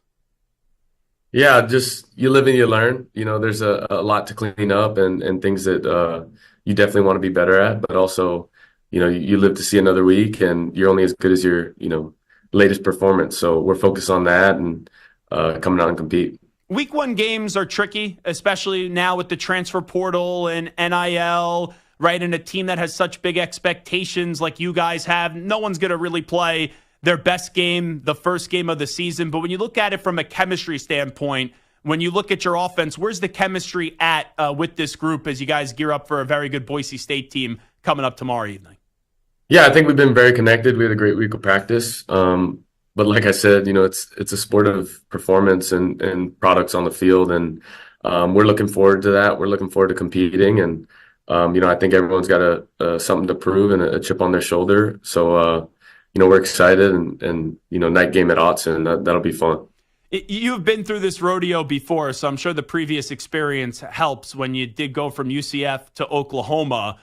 For a quarterback, though, building that trust can be sometimes difficult because, yes, you're a leader of the team, but then you got to earn the trust of the guys that are already there. How did you kind of go about building trust with the Oregon team and the Oregon players that were there from a year ago when you transferred in? Yeah, you got to build it off the field to be able to demand a lot on the field. And, I believe we did that, just with all the throwing sessions, with us just, going to dinner and just spending time that, wasn't mandatory within the building. That allowed us to, continue to be connected so that when we get on the field, we can demand a lot of each other, and that goes both ways. But, I think as a team, we did a really good job of it. And like I said, we got to go out and produce and find ways to win, to be explosive on offense and be a great complement to our defense. Dillon Gabriel here with us. If it's your call, you're going out for dinner, what kind of food are you getting? What's the order looking like, Dillon Gabriel, if you guys doing a little team bonded and eating? Ooh, great question. I'm always a fan of Mexican food. I think the chips and guac with some salsa, some tacos, steak, chicken, maybe some, toppings. I think you can never go wrong with Mexican food. But this is a little dicey one, but I'd go sushi. Sushi's pretty good too. Pre-game ritual? Do you have a meal that you're always eating before the game, whether it's the night before or even a few hours before a game? I don't, but I've recently gotten some acai bowls, maybe some fruits. I think, I'm a fan of peanut butter, so that kind of combo has been something I've been looking forward to recently. We're big peanut butter fans on this show. There's no doubt about it. Dillon Gabriel here with us. So how do you describe being an Oregon Duck so far? We've seen you at UCF. We've seen you at Oklahoma. Now this is a new chapter. When I think Dillon Gabriel at Oregon, describe the experience so far. Yeah, it's been a lot of fun. I think it's been a switch up from the two I've, been a part of. But most importantly, I think just the new day and age of college football. I think it's been a unique time to be around the guys and, a bunch of different faces from different places, but you accept it and you just learn a lot about everyone. And I've appreciated that about football. But just being here at Oregon, it's been highly competitive. I've gotten better every single day just in learning the new scheme and also just trying to dive deeper into football. So I appreciate, that journey we've been on together, and it's been fun to say the least. I love your head football coach in Dan Lanning. He just has a great personality. His energy is infectious. Just so far, take me back to the first time you talked to Dan and this idea came about. You're going to be replacing Bo Nix. Just what the thought was of Dan initially, and then how it's kind of paid off so far in your few months together. Yeah, when we got on the phone, I just remember, the conversation being like, man, this is a guy who gets it, understands, kind of the new day and age of college football and how it works, and also the, up and coming generation of players. And just appreciated that from him, but also love, his intensity, but also able to, keep it light as well. I think that's a balance that's hard to find. And then just as a competitor, I know how much he loves to win. And when you have a head coach like that, it's super fun because practices are competitive, but also, when you get to game day, he lets you play and just wants to be a part of the journey. So it's been a fun 8 to 9 months. We've been grinding and just excited for, every week we walk out there. It's a blast.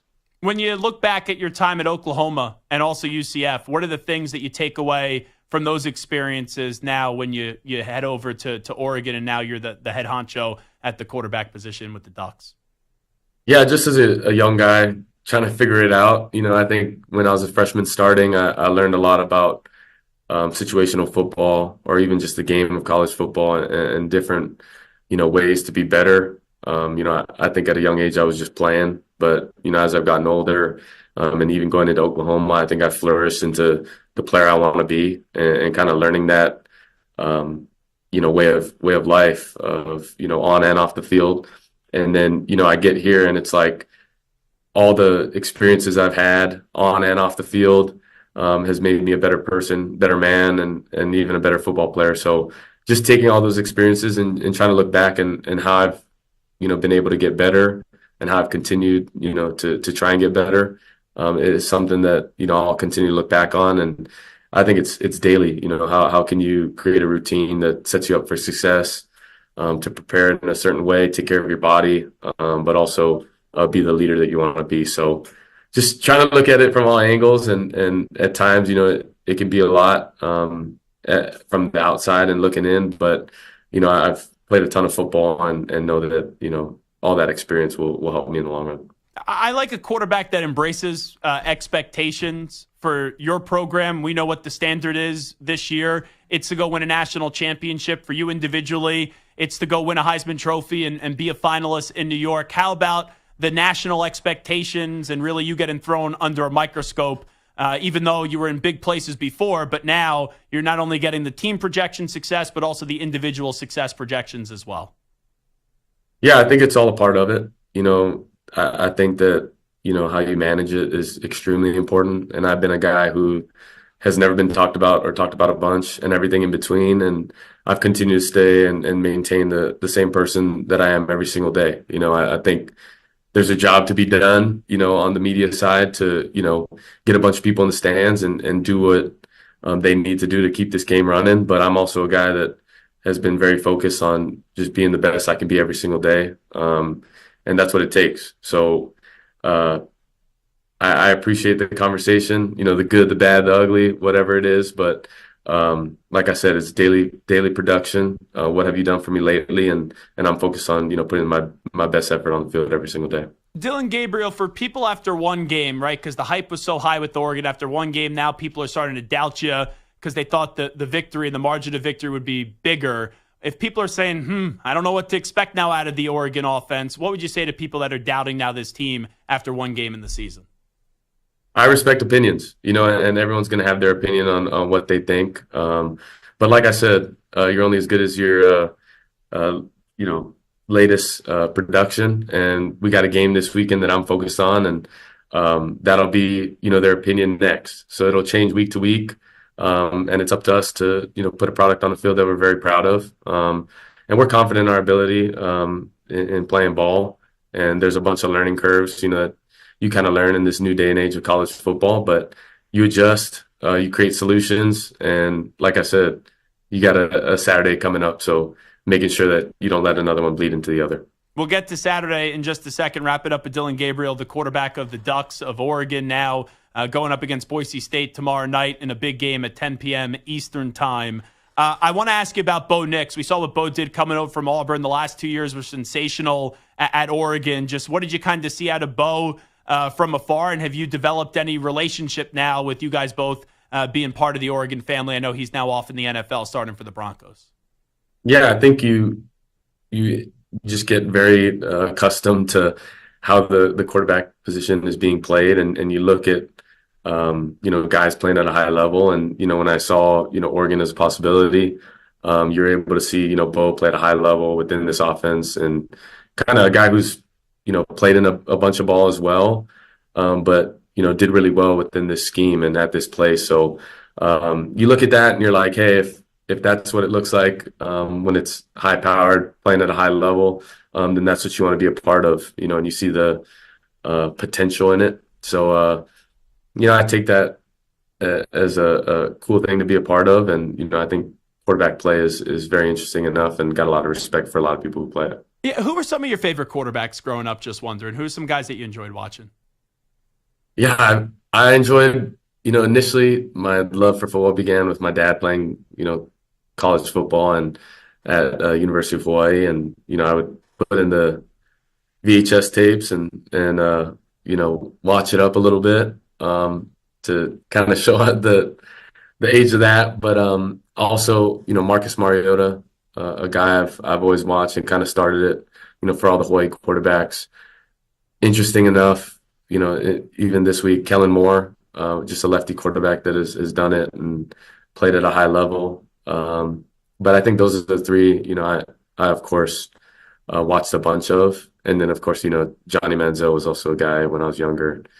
He was killing it. So a guy I may not necessarily play like, but shoot, he killed it when he was.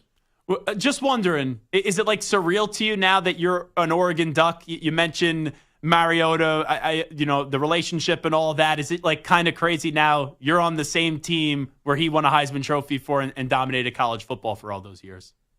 It is. As a youth, football player, a lot of teams were the Ducks. It'd be a certain city and the Ducks because of Marcus and his connection to Hawaii. But I think growing up all that time, and then now, you obviously get the opportunity to play here at Oregon. It's special, and I don't ever, go a day without forgetting, how blessed I am, and how grateful I am for the opportunity, but also all the work that I put in to be where I'm at. So never forget that, and also know how special it is. Well, you got a pro career right around the corner. I know you're focused on Oregon first, but for people that ask you what you can be as a NFL quarterback, what would your answer be, Dillon Gabriel? As great as I want to. I think all the work that you put in and the experience you have, I'm a guy who's played a bunch of football, started as a freshman in high school all the way up to my senior year and doing the same in college. You look at the amount of snaps I've played, it should tell you a huge story about who I am. But more importantly, the position itself, you have to have experience. You have to, take snaps behind center to show what you really can do over the course of how many years. And I'm extremely confident in that. but also know that you can't do it alone. So on a bigger level, it's the leadership skills and being able to make people around you better and elevate one another. So I understand that fully and know that, it's a daily process that you got to take full advantage of. We started the week talking to Boise State head coach Spencer Danielson. He had big praise for you. We end the week talking with you. Just what kind of stands out with the opponent that you have coming up tomorrow evening with the Boise State Broncos? Yeah, I know a lot about him. Growing up, I was also, a fan of the program. And, I think you see all the big wins within, their time.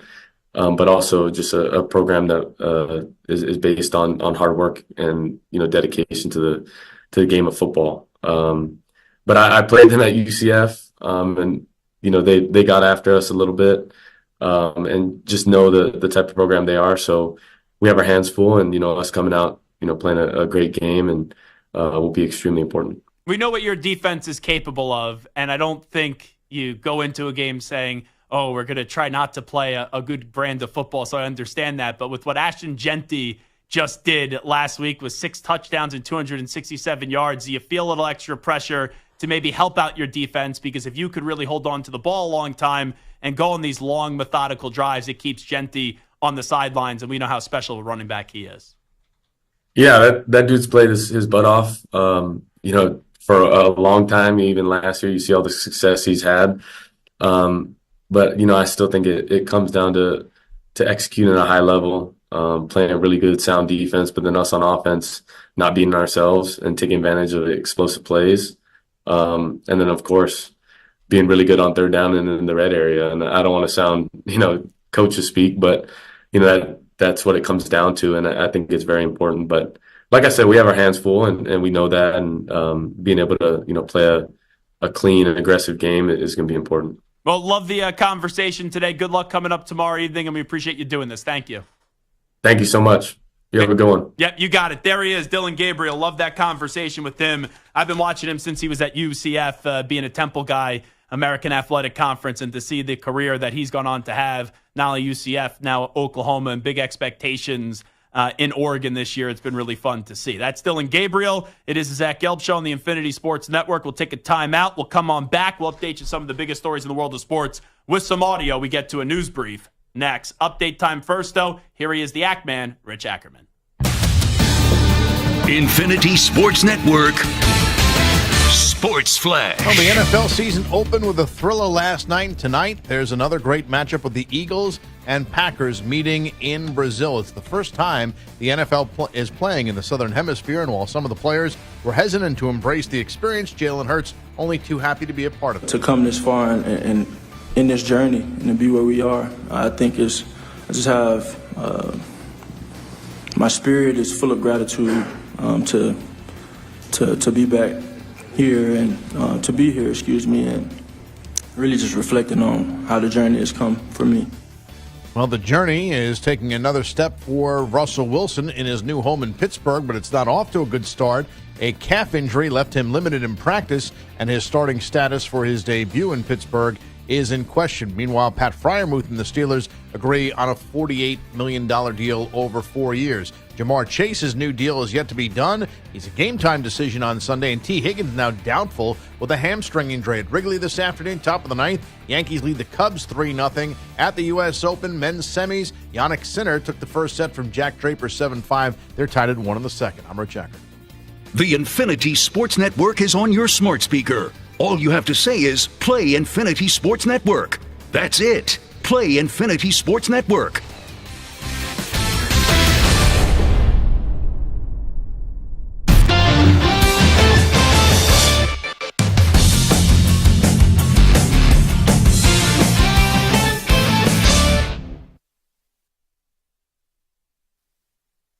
You're in a 5-minute break.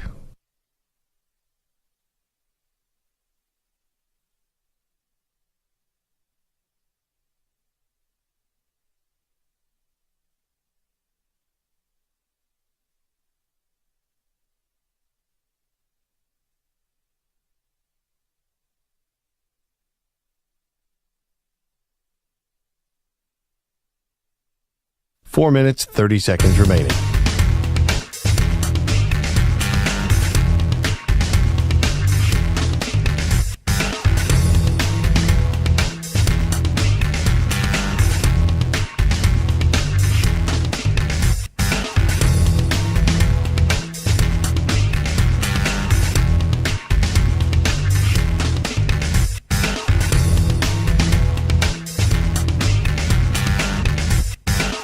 4 minutes remaining.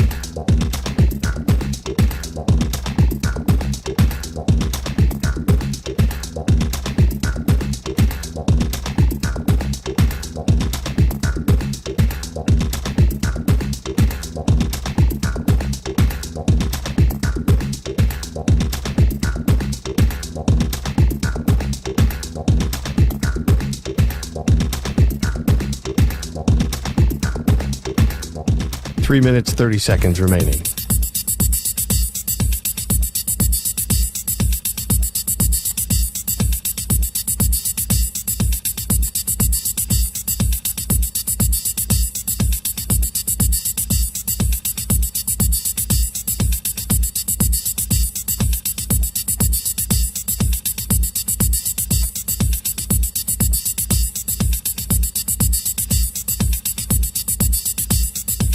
Three minutes remaining.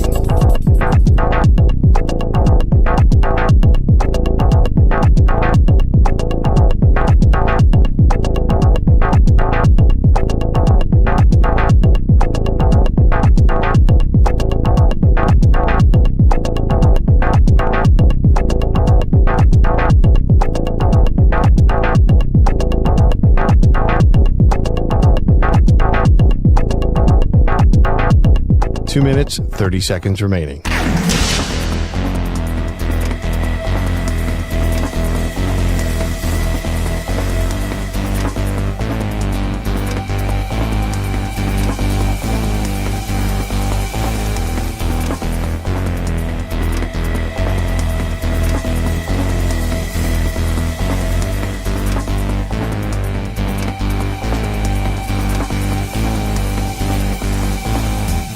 Two minutes remaining.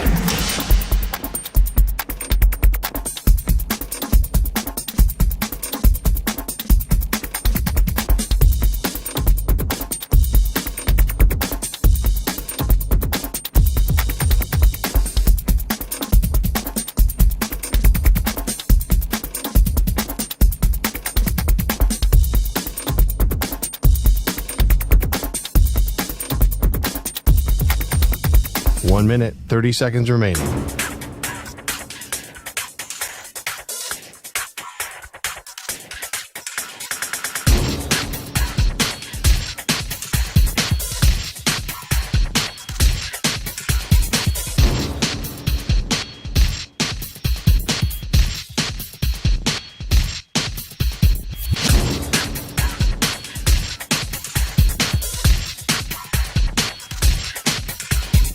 One minute remaining.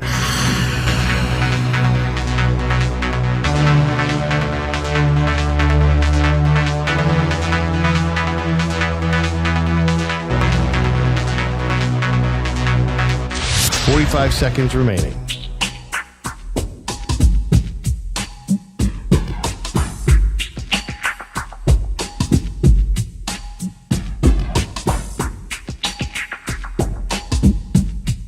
Thirty seconds remaining.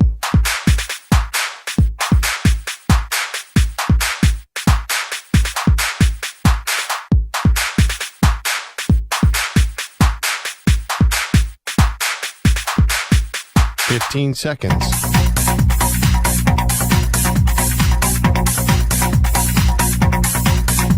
Break ends in 5 seconds.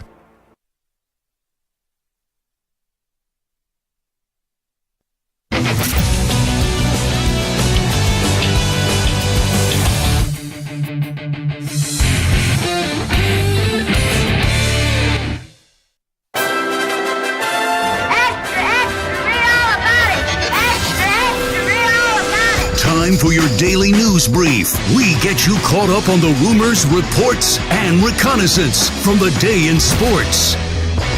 And this portion of the show is brought to you by Sleeper. Just download the Sleeper app today and use my code BLOCK when signing up. Must be present in certain states. Visit sleeper.com for details. Use the code BLOCK. And it's sponsored by Blitz Studios. Alrighty, Zach Gelb Show, news brief time. We start things off with Lamar Jackson on 2nd and goal. He had an opportunity to get the ball to Zay Flowers. He was wide open for a touchdown. and they could not connect. Here is Lamar Jackson on 2nd and goal in the missed throw that he had. I see Chris Jones was on Justice Hill. Justice Hill was blocking Chris Jones, so I was trying to help Justice out, and I tried to get out of the pocket, and I seen Bateman like flying across, so I'm thinking Bateman gonna stop, and as I'm throwing the ball, I see Zay flying across. I'm like, can't miss. That wasn't intended for Zay Flowers, so yeah, I was teed off about that because I'm like, if I'd have held on to it a little bit more, I'd have just fired it to Zay for the touchdown. So you didn't see it until the very end? Yeah, like when I threw the ball, I seen him. I'm like, I want to say something else, but I'm like, damn, like, happened. So here's what I don't get, and Stu, Manny, maybe one of you could help me explain this. If he would have said, hey, I was trying to throw the ball to Bateman, and then I saw Zay at the last second, and then like I quickly panicked and then threw it, and that's why it was a bad throw, okay, but he made it clear that it was Bateman all the way, and then after he threw it was when he saw Zay Flowers. Like, to me, that makes the throw even worse. And unless there was a miscommunication maybe with the wide receiver, but how don't you see Zay Flowers? I know he's not a large human being, but he was wide open. Not only was he wide open, but, I mean, if there were some, other quarterback that we're talking about here, we're talking about Lamar Jackson. He's an MVP. Two-time MVP. The fact that he couldn't see Zay Flowers or didn't see Zay Flowers, I don't believe him. I don't believe him. See, and that's the weird part. It's like, why lie last night? We know you messed up. Zay Flowers is right there. You clearly are throwing the ball to him. It's almost like, I do agree with you. I think he's lying. But it's such a creative lie if he says he was intending to throw the ball with Bateman that it's almost like, oh, he can't be lying with how honest he was there. And if that's the case, if the ball was supposed to go to Bateman, it doesn't make it any better. So that's where it's just like, yikes with Lamar Jackson. Let's play Isaiah Likeley. This set me off earlier. I'm still hot over this quote, and I'm not thrilled with it. Here's Isaiah Likeley taking a shot at the Kansas City Chiefs. I say this is probably the worst game we're going to play all year. So this is their best that they got. I mean, good luck in the postseason. Okay, well, last year in the postseason, the Chiefs didn't play a great game. They actually played an average game, and your team wasn't able to beat them. This year, they didn't even play a good game, and your team still wasn't able to beat them. So to talk all tough and talk a big game after you lost once again to them, nonsense. That's ridiculous. That is absolutely ridiculous. Let's listen up to Nick Sirianni, as they would probably say in South Philly. The Eagles are not in South Philly. They're actually in Brazil. And Nick Sirianni says the Eagles are prepared for potential heat conditions in Brazil. We've been dealing with, the heat that we've had now, through training camp. We've had some good hot days. And so we believe we're ready for that as far as, just the dryness, again, we're doing everything that we possibly can do to adapt our bodies in the short time that we're here. I don't know why that's so funny to me. Like, he gave you a 20-second serious answer. It's like, all right, I get that that's a storyline. Weather conditions are always a storyline. That's a long, long answer from Nick Sirianni. Let's go to Bill Belichick. He's not used to giving long answers. Now he's a member of the media, though, where he gives long answers. I thought Saban was great on game day, and Belichick is now working like 6 or 7 media jobs, and he's been opinionated. Here is Belichick on one of his media jobs inside the NFL. He's not impressed so far with Caleb Williams. Whoever they played against in preseason, it wasn't the best players on the other team. So what you're saying is, Coach, we can't plan a parade because Caleb was so accurate in the preseason. Well, it wasn't accurate. He's 10 for 20. It's like you didn't watch the 20 throws. Come on. There's a reason he's excited. It's 20 throws, Chad. He buzzed through them. And you got to think how good the 10 were that were completed. The extended plays, the footwork. They weren't that good. There was a couple highlight plays, but they weren't that good. That's a great crew. You got Chris Long, Chad Ochocinco, or Chad Johnson, whatever he's going by now. Then you also have Ryan Clark and Bill Belichick. It's a good crew inside the NFL. Now Bill Belichick is hosting Let's Go on Sirius XM. Bill Belichick, is he buying into a team that he can't stand in the Jets? With Aaron, he's a really smart quarterback. He's got a lot of experience, has a lot of skill, is a very athletic guy with a great arm and quick release. So I wouldn't count him out too soon. I think that he's still very capable of doing things that he needs to do at that position. And with his experience, his confidence, and just his awareness on the field, which is elite, could probably carry him for quite a while. If the Jets don't meet expectations this year, Robert Saleh's out of a job. If Aaron Rodgers is still the quarterback next year, I can't imagine BB being the HC of the NYJ. But out of all the potential destinations, like Dallas is on the table, the Giants are on the table, there's a few other spots as well. The Jets would be the most bizarre one. That would be really tough to stomach because he hates the Jets. Let's go to Dak Prescott. Hey, Dak. Is a deal close to getting done? I would say that they're working. I don't know if that's necessarily the timeline. I can't say, I'll put a timeline on to Todd and Steven if we don't get this done, this or that. But I know they're working. But they are working toward getting one done. Yeah, they're working. Yeah, they're working. They've been working all offseason. Jerry Jones, once they didn't get a deal done before the start of free agency, I said they weren't going to get a deal done. Dak, you have a chance to go to free agency. I would utilize it. I would leave Dallas after this season. Jamar Chase on if he wants to beat Justin Jefferson out by a penny on the contract. A lot of rumors. Is it true that the reports that you want one penny more than Justin Jefferson? If I want to beat Justin, I'm going to beat the out of Justin. Not by a penny. That's a great answer. All right, and finally, I was joined by Patrick Peterson last night on First and Pod, yours truly, and Andrew Filipponi last night across Odyssey, and this is Patrick Peterson on the Chiefs' quest for a three-peat. Did you pick them? Did you call a three-peat here? I did. I mean, it's tough. It's tough not to, just because, what those guys were able to, return back on offense and, add into their, offense as well. You got one of the best play callers, if not the best play caller in the game, Andy Reid, and like Zach said, the best quarterback in today's game. So, only people I see beating them is themselves. The Chiefs' defense right now is better than the Chiefs' offense, and that goes back to last year. And as great as Mahomes is, and we know he's the most valuable player to the Chiefs dynasty, I'm going to go as far to say this. In terms of the next player that's the most valuable to the continuation, and also what we've already seen from the Chiefs dynasty, I think most people will say Travis Kelce. I actually believe it's Chris Jones. As great as Travis Kelce is, you look at the clutch plays Chris Jones has made. We saw what happened last night. Get into Lamar Jackson. You go back to their first Super Bowl, batting down the ball a few times up against Jimmy Garoppolo. You saw in the last Super Bowl that third down, get him off the field in overtime. Chris Jones just makes clutch defensive play after clutch defensive play. And this Chiefs team, my oh my, that's scary for the rest of the NFL when the defense is outperforming the offense. And on the offensive side of the ball, you have the best quarterback in the league in Patrick Mahomes, the best coach in the league at Andy Reid, and the always explosive and great tight end and a tremendous personality in Travis Kelce. Scary, scary, scary for the rest of the NFL. It is the Zach Gelb Show.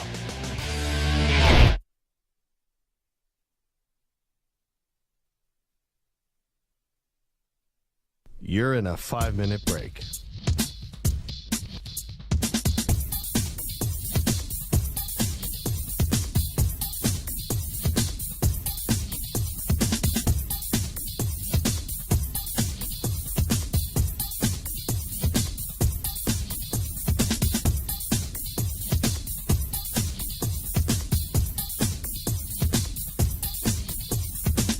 Four minutes, 30 seconds remaining.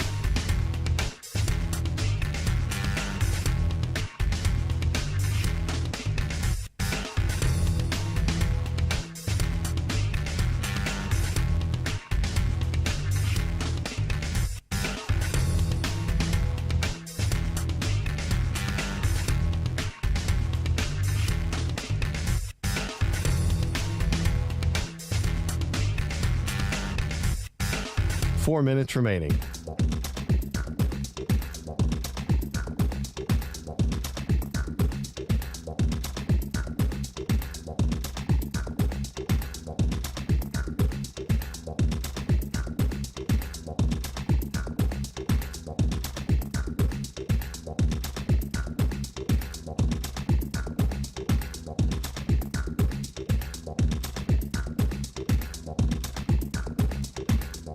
Three minutes, 30 seconds remaining.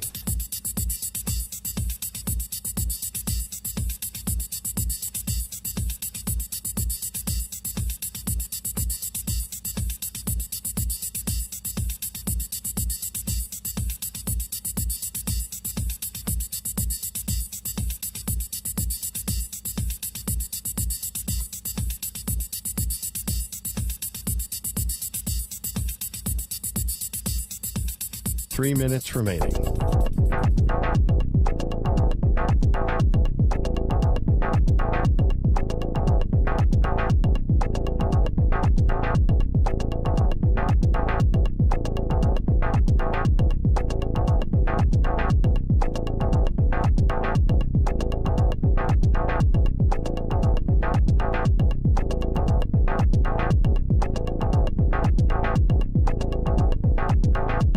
Two minutes, 30 seconds remaining.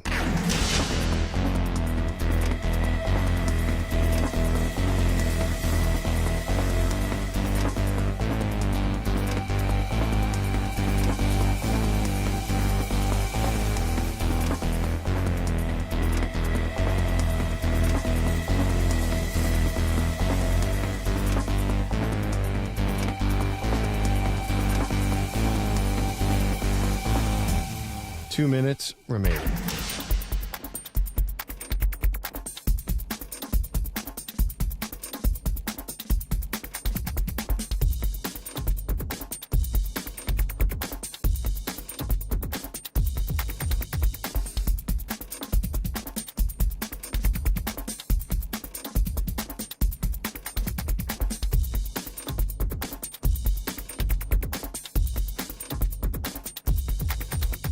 One minute, 30 seconds remaining.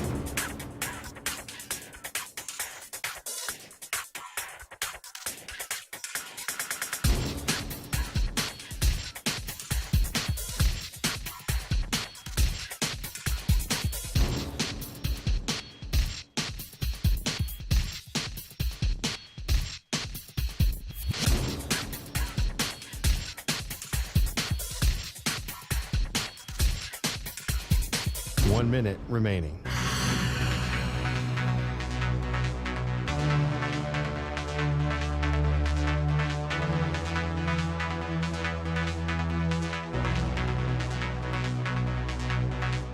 Forty-five seconds remaining.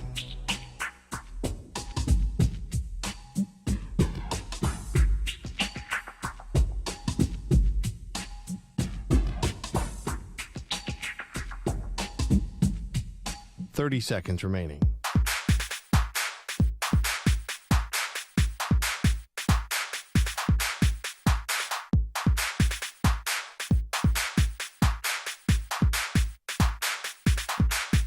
Fifteen seconds.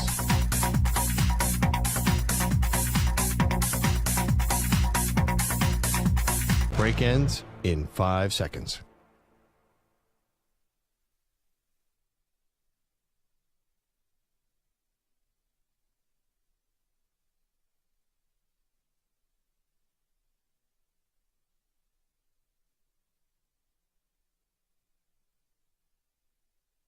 To infinity and beyond.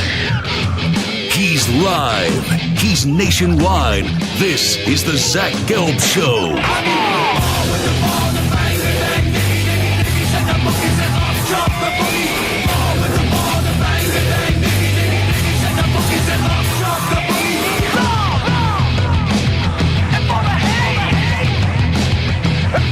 Here's your host, Zach Gelb. Yo, rocking and rolling, hour number 3 of our radio program. That's right. It is the Zach Gelb Show. Football Friday, Infinity Sports Network. Fun show so far. We opened up trashing the Baltimore Ravens. Not just because they lost last night. Just the way that they acted after the game. Isaiah Likeley talking trash to the Chiefs after you lose. Lamar Jackson in denial saying that Isaiah Likeley got both feet in, which I don't understand. We also talked about some college football points where everyone's talking about Michigan's quarterback and, Orgy or Warren, who's going to excel. And I'm more concerned about the offensive line and the run game, because if they're going to want to be in it against Texas, they're going to need that offensive line to pop up and show up, and they're going to need Donovan Edwards to be national championship game Donovan Edwards. We also got into Nebraska, Colorado, huge game. Shedeur Sanders. You got Coach Prime. You got Dillon Raiola and Matt Rule. I think Matt Rule's under the most pressure in this game. Year 2 in Lincoln. Year 1 was solid. Should have made a bowl game. Too many turnovers. Now you got your quarterback.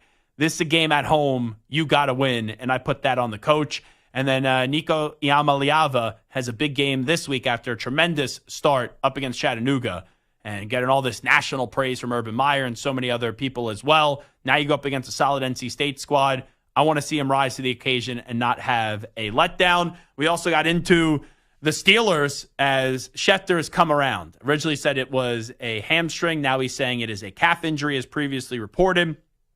And also you have this thought now that he's not going to play in the game coming up on Sunday. We played you some Russell Wilson audio earlier. It didn't sound all that encouraging, but he's listed as questionable. And Mark Cabali, longtime Steelers insider, saying he'd be surprised if Russ does play coming up on Sunday. And the reason why that's big is not only they go up against the Atlanta Falcons, but the following week, if Justin Fields plays well, let's say if Russ isn't playing, the following week you had the Denver Broncos, and that was supposed to be a big marquee game. We were joined by Dillon Gabriel as well, the quarterback of the Oregon Ducks. And also, here's the update. We're supposed to have a big mystery guest coming up at 5:20 p.m. Eastern time. And I told you before the show started that there is a good chance because of a travel schedule that the mystery guest, he was at the opening night game, was going to have to bail. His plane did get delayed, and he said he's going to join us next week. So we will get to the big mystery guest. This is how we're going to do picks this year. We're just going to bring on either friends of the show or notable names, gambling experts. It's going to rotate each and every week. I'll give you my picks. We'll keep a running tally of all the guests. We'll see which guest does the best, and then we will total up the guests, and we'll see if they end up beating me for the season. So we'll do NFL picks at 5:20 p.m. Eastern time. So since we were not able, we thought we were going to land our big mystery guest, and now since he's going to punt till next week, and it's a well-known radio personality, we will then go down the depth chart for our guest at 5:20 p.m. Eastern time. And I like this guy. He is a friend of the show. Probably not the guy you want to use for week one of this, but sometimes you got to be like Peyton Manning and just be like, Omaha, Omaha, Omaha. And I'm fascinated by the person that's going to join us at 5:20 p.m. Eastern time, just by the tone of that person's voice. Because he's at an event that is very quiet right now and is very gentlemanly right now. And there's a certain aura and respect that goes on. And this person, and I could say this because I'm loud, is very loud. So I wonder how this person's going to sound when he's giving us NFL picks with the event that he is at. So that will come your way in 15 minutes from now at 5:20 p.m. Eastern time. We will do some NFL picks. All righty, let's get back to last night. We have dissected this Ravens-Chiefs game in many ways. I talked about the Chiefs. Their defense has been better than their offense. And offensively, they still popped last night with Rashee Rice and Xavier Worthy and Isaiah Pacheco. And we know what Mahomes is, obviously, being the preeminent quarterback in the league. So the big impression from the Chiefs side was, man, Mahomes' wide receivers are probably, and Marquise Hollywood-Brown didn't even play because he's injured, are better than what he had as a unit a year ago, and the defense continues to be dominant. Now, when you get to the Ravens just can't finish a big game. The Ravens, we've seen them blow out teams that are great, but if it's tight and if it's an important game, it's tough to trust the Ravens, and they showed that once again last night. And it all started when Lamar didn't spike the football. You let the clock run. You take away his legs, basically. He had 3 opportunities to go throw a game-tying touchdown, or a touchdown would put you in position to go for 2 and then go win the game and steal one in Kansas City. The first throw to Isaiah Likeley, let's be real, it was a hospital ball. That's how bad it was. And Likeley, got the wind knocked out of him and then eventually did return. The second throw, he had Zay Flowers wide open, the second-year wide receiver out of Boston College. He'll say that he claims to be throwing it to the former Minnesota Golden Gophers wide receiver in Rashad Bateman. BS. That was clearly going to Zay Flowers, and it was a terrible misthrow. Then the next throw, and here's the crappy part. It was a great play.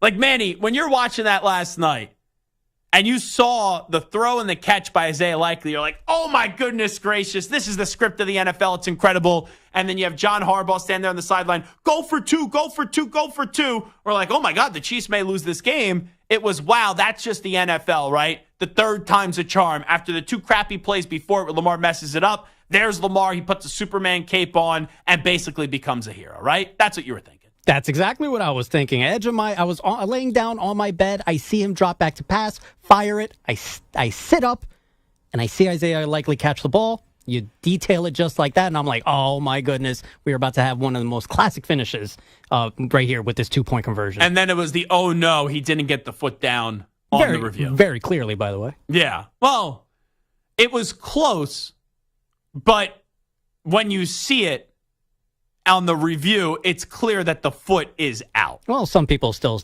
swear that. Yes. Lamar is in denial.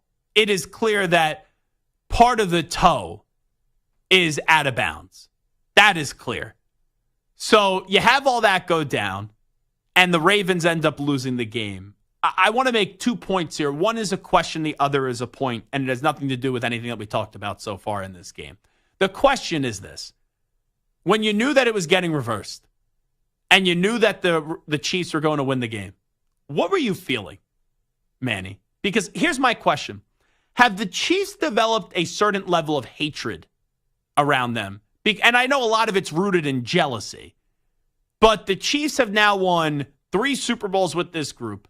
The Chiefs are now a team that has won back-to-back. They're going for back-to-back-to-back, which has never been done before. When, you have no dog in the fight, I'm assuming. Now, you may have sprinkled a few shekels on the game last night. I did, yes. What side did you take? Well, I mean, I just had the Lamar anytime touchdown. That never happened. Did you see someone tweet that out maybe? And you followed the blind, leading the blind. Was that it? Yeah. Yeah, that was me. Yeah. I saw it at Lamar plus 220, and I tweeted it out like that looks like a good bet. Thank you, Anytime Zachary. touchdown. Would you throw your salary for the day on that? Mm-hmm. Oh, sorry. So now you're basically working for free. Mm-hmm. Or you're working to make it back. At least it's done that way, where you lost it and now you're working to break even. It's worse when you've already made the money and then you lose it. Come on, Packers. Oh, man. You just did the cardinal sin of betting. Remember, you could always use 1-800-GAMBLER if you need to. You're now doubling down. But that's like a spite pick. You're not taking the Packers because you think they're going to win the game tonight. You're taking the Packers because you hate the Eagles. No, I think the Packers have a pretty good shot of covering the I caught it at 2.5, I believe. Yeah, it's right now the Packers are a 2.5-point dog. That to me is a stay away. I look at that line. I think that's a 50-50 shot. Packers Eagles in terms of winning that game. I would not bet a side. So maybe I'll look at a prop or do something like that tonight. I'm actually going to a Philadelphia sports bar that's in New York. It's like a Philadelphia themed sports bar where they have cheesesteaks and all that. No, it's actually very fun. Chicken peach? Huh? Chicken and peach? Oh, I thought you said chicken and peaches. That's what I thought you said at first. I'm like, what a bizarre combination. No, there's no crab fries. It's not chicken and peach. It's just a place called Wogie's. So I'll be either having a cheesesteak tonight or I like their wings there too. I was supposed to be in Philly tonight before my whole football schedule changed. And I was going to go down to this wedding that I have coming up tomorrow this evening where I would have got a cheesesteak spot. One of my friends, remember we had the Valerio on, the former offensive lineman last week for the Kansas City Chiefs. Were you here for that? Yeah, it was last Friday. Oh, yeah, where he was talking about how munchkins are better than a donut and munchkins are like mini vitamins. Mini vitamins, yeah, that's where he used. So Mama's is my favorite cheesesteak, and that's how you know the former offensive lineman has a good palate, and he also went to Penn because I threw out Mama's, and he's like, oh, the mystery 4-cheese blend. I told one of my friends who's in Philly, drive to Ballackinwood, go to Mama's. He just texted me and said, great recommendation. He goes, I am so stuffed. Now, that's a huge cheesesteak. Having that cheesesteak now, you're basically knocked out for the night. But anywho, you talk about food, I could do this all day. Let me just follow back up. When the Chiefs won the game and you found out that we weren't going to see the 2-point conversion and that the Ravens didn't get the job done, were you at all disappointed? Has there been a hatred that's been developed with the Kansas City Chiefs? Personally, no. I think it's a fun story. I like the way Patrick Mahomes plays. I really like Travis Kelce. I like their auras. I like their personalities. But I mean, after the game, all the text messages and TMs that I got, I'm not ready to watch the Chiefs win it again. I'm sick of Patrick Mahomes. I'm sick of the Chiefs. I personally don't have the fatigue, but it seems as though nationwide people are getting fatigued. You know what's weird? I was actually more annoyed with the Ravens last night. Because that was a game they could have won, and then how they acted after the game, I just thought was amateur hour. I really did. The Chiefs, the one moment where I thought they were unlikable was the Bills game last year where they complained about the false start call that was against them, and Mahomes, that was like his first whining, bitching, and complaining moment. That's when I thought they were unlikable. But Andy Reid, like, how do you not love a big fella? All right, that's number one. Mahomes is just ridiculous. Some people find Kelsey and Swift insufferable. I think it's a great love story, and I was on board right from the jump that they were eventually going to get married. Get over it. Yeah, and Chris Jones is a stud. Like, it's tough for me to dislike Kansas City. Now, the part where I dislike them is when people are already saying Mahomes is better than Brady. I texted Devin McCourty last night because him and Chris Sims were getting into it. I texted Devin McCourty while the segment was happening, and I said this to Devin McCourty, and he got back to me like 5 minutes later. I'll pull up the exact text because it's crazy to me. Whenever people get into the Mahomes-Brady debate, no one ever makes this point. So I texted Devin, tell Sims next time you debate him, just ask him this. What's Mahomes' record against Brady in the playoffs? No one ever talks about that. No one ever talks about the fact that Brady beat Mahomes in an AFC Championship game and a Super Bowl. Can you imagine the Michael Jordan fans if Michael Jordan was up against LeBron in an Eastern Conference Finals and then like they moved teams and then an NBA Finals? Could you ever imagine what the conversation would be? But no one ever brings up the fact that Brady beat Mahomes twice in a playoff game. You know, once in an AFC title game and a Super Bowl. So Devin McCourty, he took my advice. And next time that topic of conversation comes up, Chris Sims, you better watch out because you're going to get punched in the mouth by D-Mac. All righty. Stu, do you find, well, you're a Raiders fan. So you have a legitimate, like, Manny doesn't have a reason as a Giants fan to hate the Chiefs. Myself as a Patriot fan, I don't have a big reason to hate the Chiefs. So I understand why you may hate the Chiefs. But if you kind of separate that Raiders fandom a little bit, when and there was a part of me last night, to be fair, I'm not going to be disingenuous, even with everything I just said. I was like, man, that sucks that the Ravens didn't score. Because that would have been really fun. Just to see the potential 2-point conversion attempt. That's what I was looking forward to. Because that's all about what the Ravens we talked about. How do you defend them when they're inside the 20-yard line and you got Derrick Henry and Lamar Jackson running down the field in the same backfield? But Stu, when you saw that play was going to get overturned, what was the initial reaction last night? It's weird. Like, yes, I hate the Chiefs. I always have. But you respect them? But I respect him. It's hard. And Mahomes is so likable. Mahomes is like Steph Curry in the sense of like, even if you're a rival of him and you lose to him, he's just such a likable player and he's so good. It's almost hard to hate. Same with Andy Reid. I have no problem with Andy Reid. Yeah, no, I respect you for saying that. Because it sucks. It's the worst. It's 10 more years of this I have to deal with. I know that dope down the hall. I'm not talking about Marash, to be clear. Anthony Gallo. He would be like, bro, I hate Mahomes. I don't have Mahomes. I'm a miserable Bronco fan. Let me go have another bong rip, okay? I'm miserable. Miserable. You know, that would be his reaction. I was fired up. You know, so screw the, you know, I was so annoyed. I wanted Lamar to win. He wasn't the only thing that was fired up. Yeah. Joints in his apartment, I'll tell you that. It is the Zach Gelb Show, the Infinity Sports Network. All right, let me just say one more thing. The thing that I was most annoyed about, though, in the game, and I'm not talking about after the game because the Ravens really annoyed me after the game, these officials. So they're obviously emphasizing the tackles that jump slightly before the ball is snapped. The problem, though, with how they handled it last night is when you go back to the origins of that, we all remember Jawan Taylor last year not getting called for it. So that's the emphasis based on something the Chiefs did. And last night was Slater on the offensive line out of Notre Dame for the Ravens, who's been in the league for a long time, and hopefully he can stay healthy. They were the one that was calling it on him, and it was so ticky-tack. Like, that was my problem with it. And it seemed so excessive the way that they were officiating it. But then on the other side, and Harbaugh, to his credit, lost his mind. But on the other side, they weren't calling it on Taylor. So that was the inconsistencies for me last night. If you're going to call it on both teams. But I thought the officiating, it's only one game in. And I don't like to trash the officials. I don't enjoy trashing the officials. But last night, when it was so one-sided just in terms of the illegal shifts or the illegal formation, I thought that was ridiculous. And then how about this? I love Spagnuolo. but he's running down the sideline getting a timeout. I think a defensive coordinator should be able to call a timeout, but the rules are that he can't call a timeout. And I don't think anyone's confusing Steve Spagnuolo for Andy Reid, all right?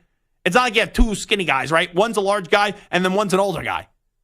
No one's, for example, is saying, oh, I'm confusing Zach Gelb and Manny Rodriguez. All right? Like if Manny was running down the sideline and I'm, let's say, playing the role of Andy Reid, he shouldn't be rewarded a timeout because he's not allowed to call it. So that's why I thought the officials were bad and really insufferable in the game last night. All right, it is Zach Gelb Show on the Infinity Sports Network. We will have NFL picks with an old friend next. You're not going to want to miss this. I think a lot of people in the YouTube chat are going to be very happy with who is going to be joining us on the other side. 855-212-4227, 855-212-4227. You can always follow the Zach Gelb Show on Twitter and Instagram at Zach Gelb. That's ZachGelb. Our first NFL pick segment of the year, next. But first, football is back, and what better way to celebrate than winning some cash with Sleeper Picks. Sleeper Picks is a fantasy game, but you could win real money. Just pick more or less on at least 2 player stats. If your picks are right, you win. You can pick up to 8 players to win up to 100 times your money. And Sleeper has a couple of huge offers to kickstart the football season. For new users, Sleeper will match your first deposit with up to $100 credit to your account. If you've already played, Sleeper's got discounted player projections for you every week of the season. So download the Sleeper app now and use promo code SCORE, and your first deposit will be doubled with a credit up to $100. What are you waiting for? Download Sleeper today and use my promo code SCORE, that's SCORE, for a credit up to $100 match on your first deposit. That's code SCORE. Must be 18 years in most states and in state where it is legal. Promo code and other restrictions apply. Visit sleeper.com. Please wager responsibly. Gambling problem? Call 1-800-426-2537 for help. Paid for by Blitz Studios.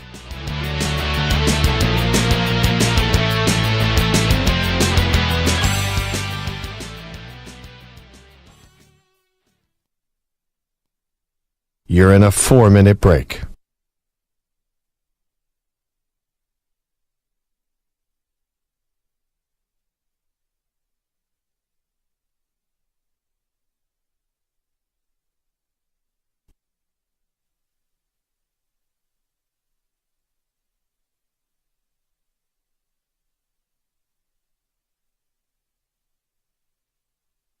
Three minutes, 30 seconds remaining.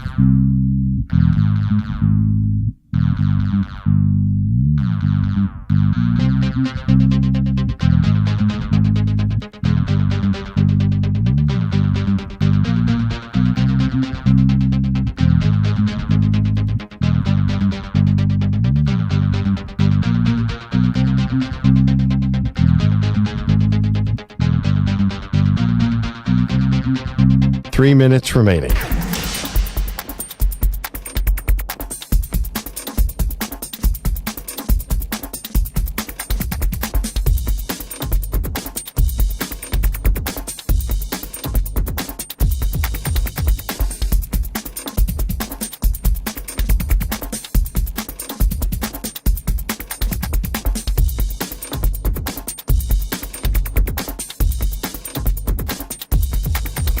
Two minutes, 30 seconds remaining.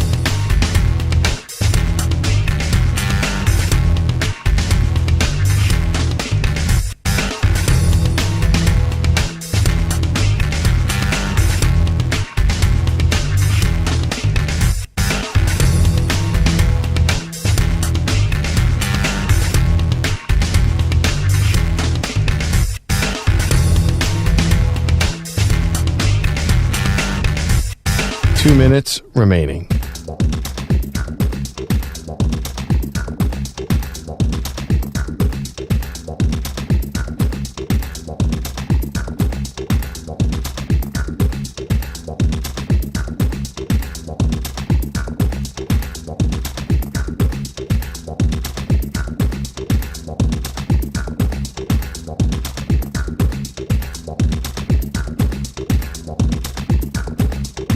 One minute, 30 seconds remaining.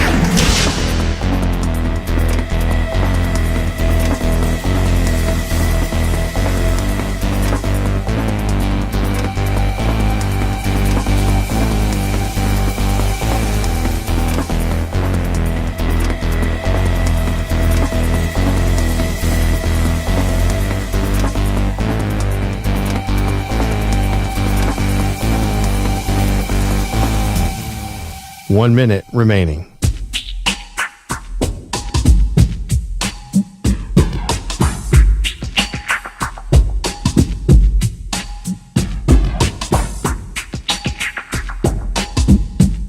"45 seconds remaining.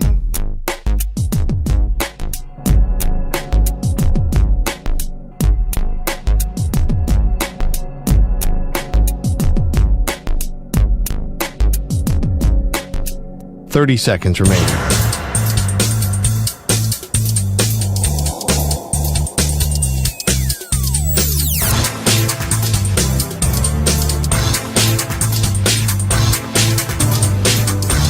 "15 seconds.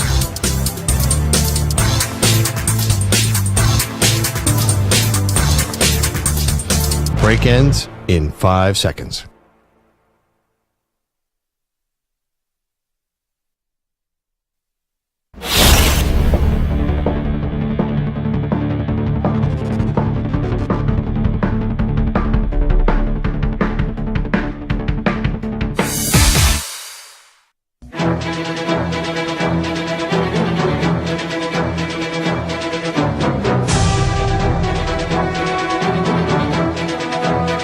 It's time for NFL Picks on the Zach Gelb Show. All righty, our first NFL Pick segment of the season. Each and every week, we will have a different guest come on. I'll give you my 3 picks. They'll give you their 3 picks as well.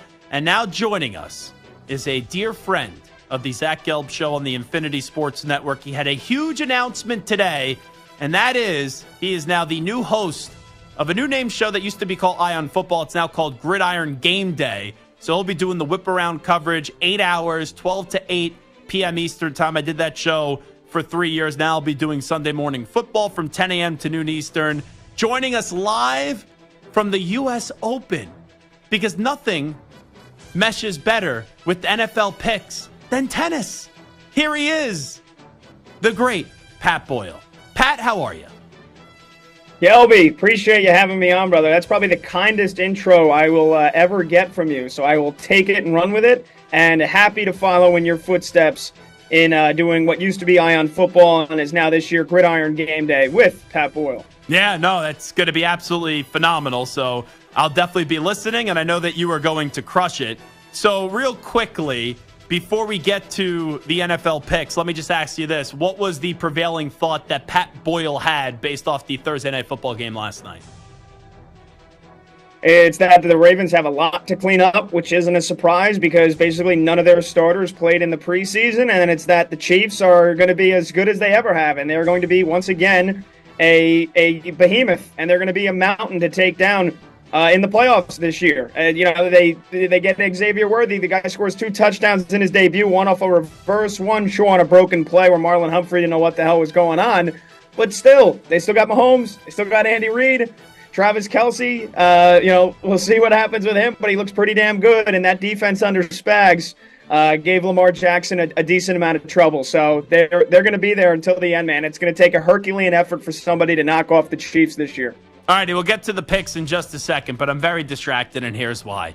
You're at the U.S. Open. Now, I love going to the U.S. Open. This is the first time in a while I have not been to the U.S. Open. You get those honeydew drinks, which are phenomenal. You get the Pat LaFrida steak sandwiches as well. And the Pat LaFrida, the guy behind the company, was here yesterday in our 345 Hudson Street studios. And I may have had a half of a sandwich, watching the figure, but had to have a half a sandwich, obviously.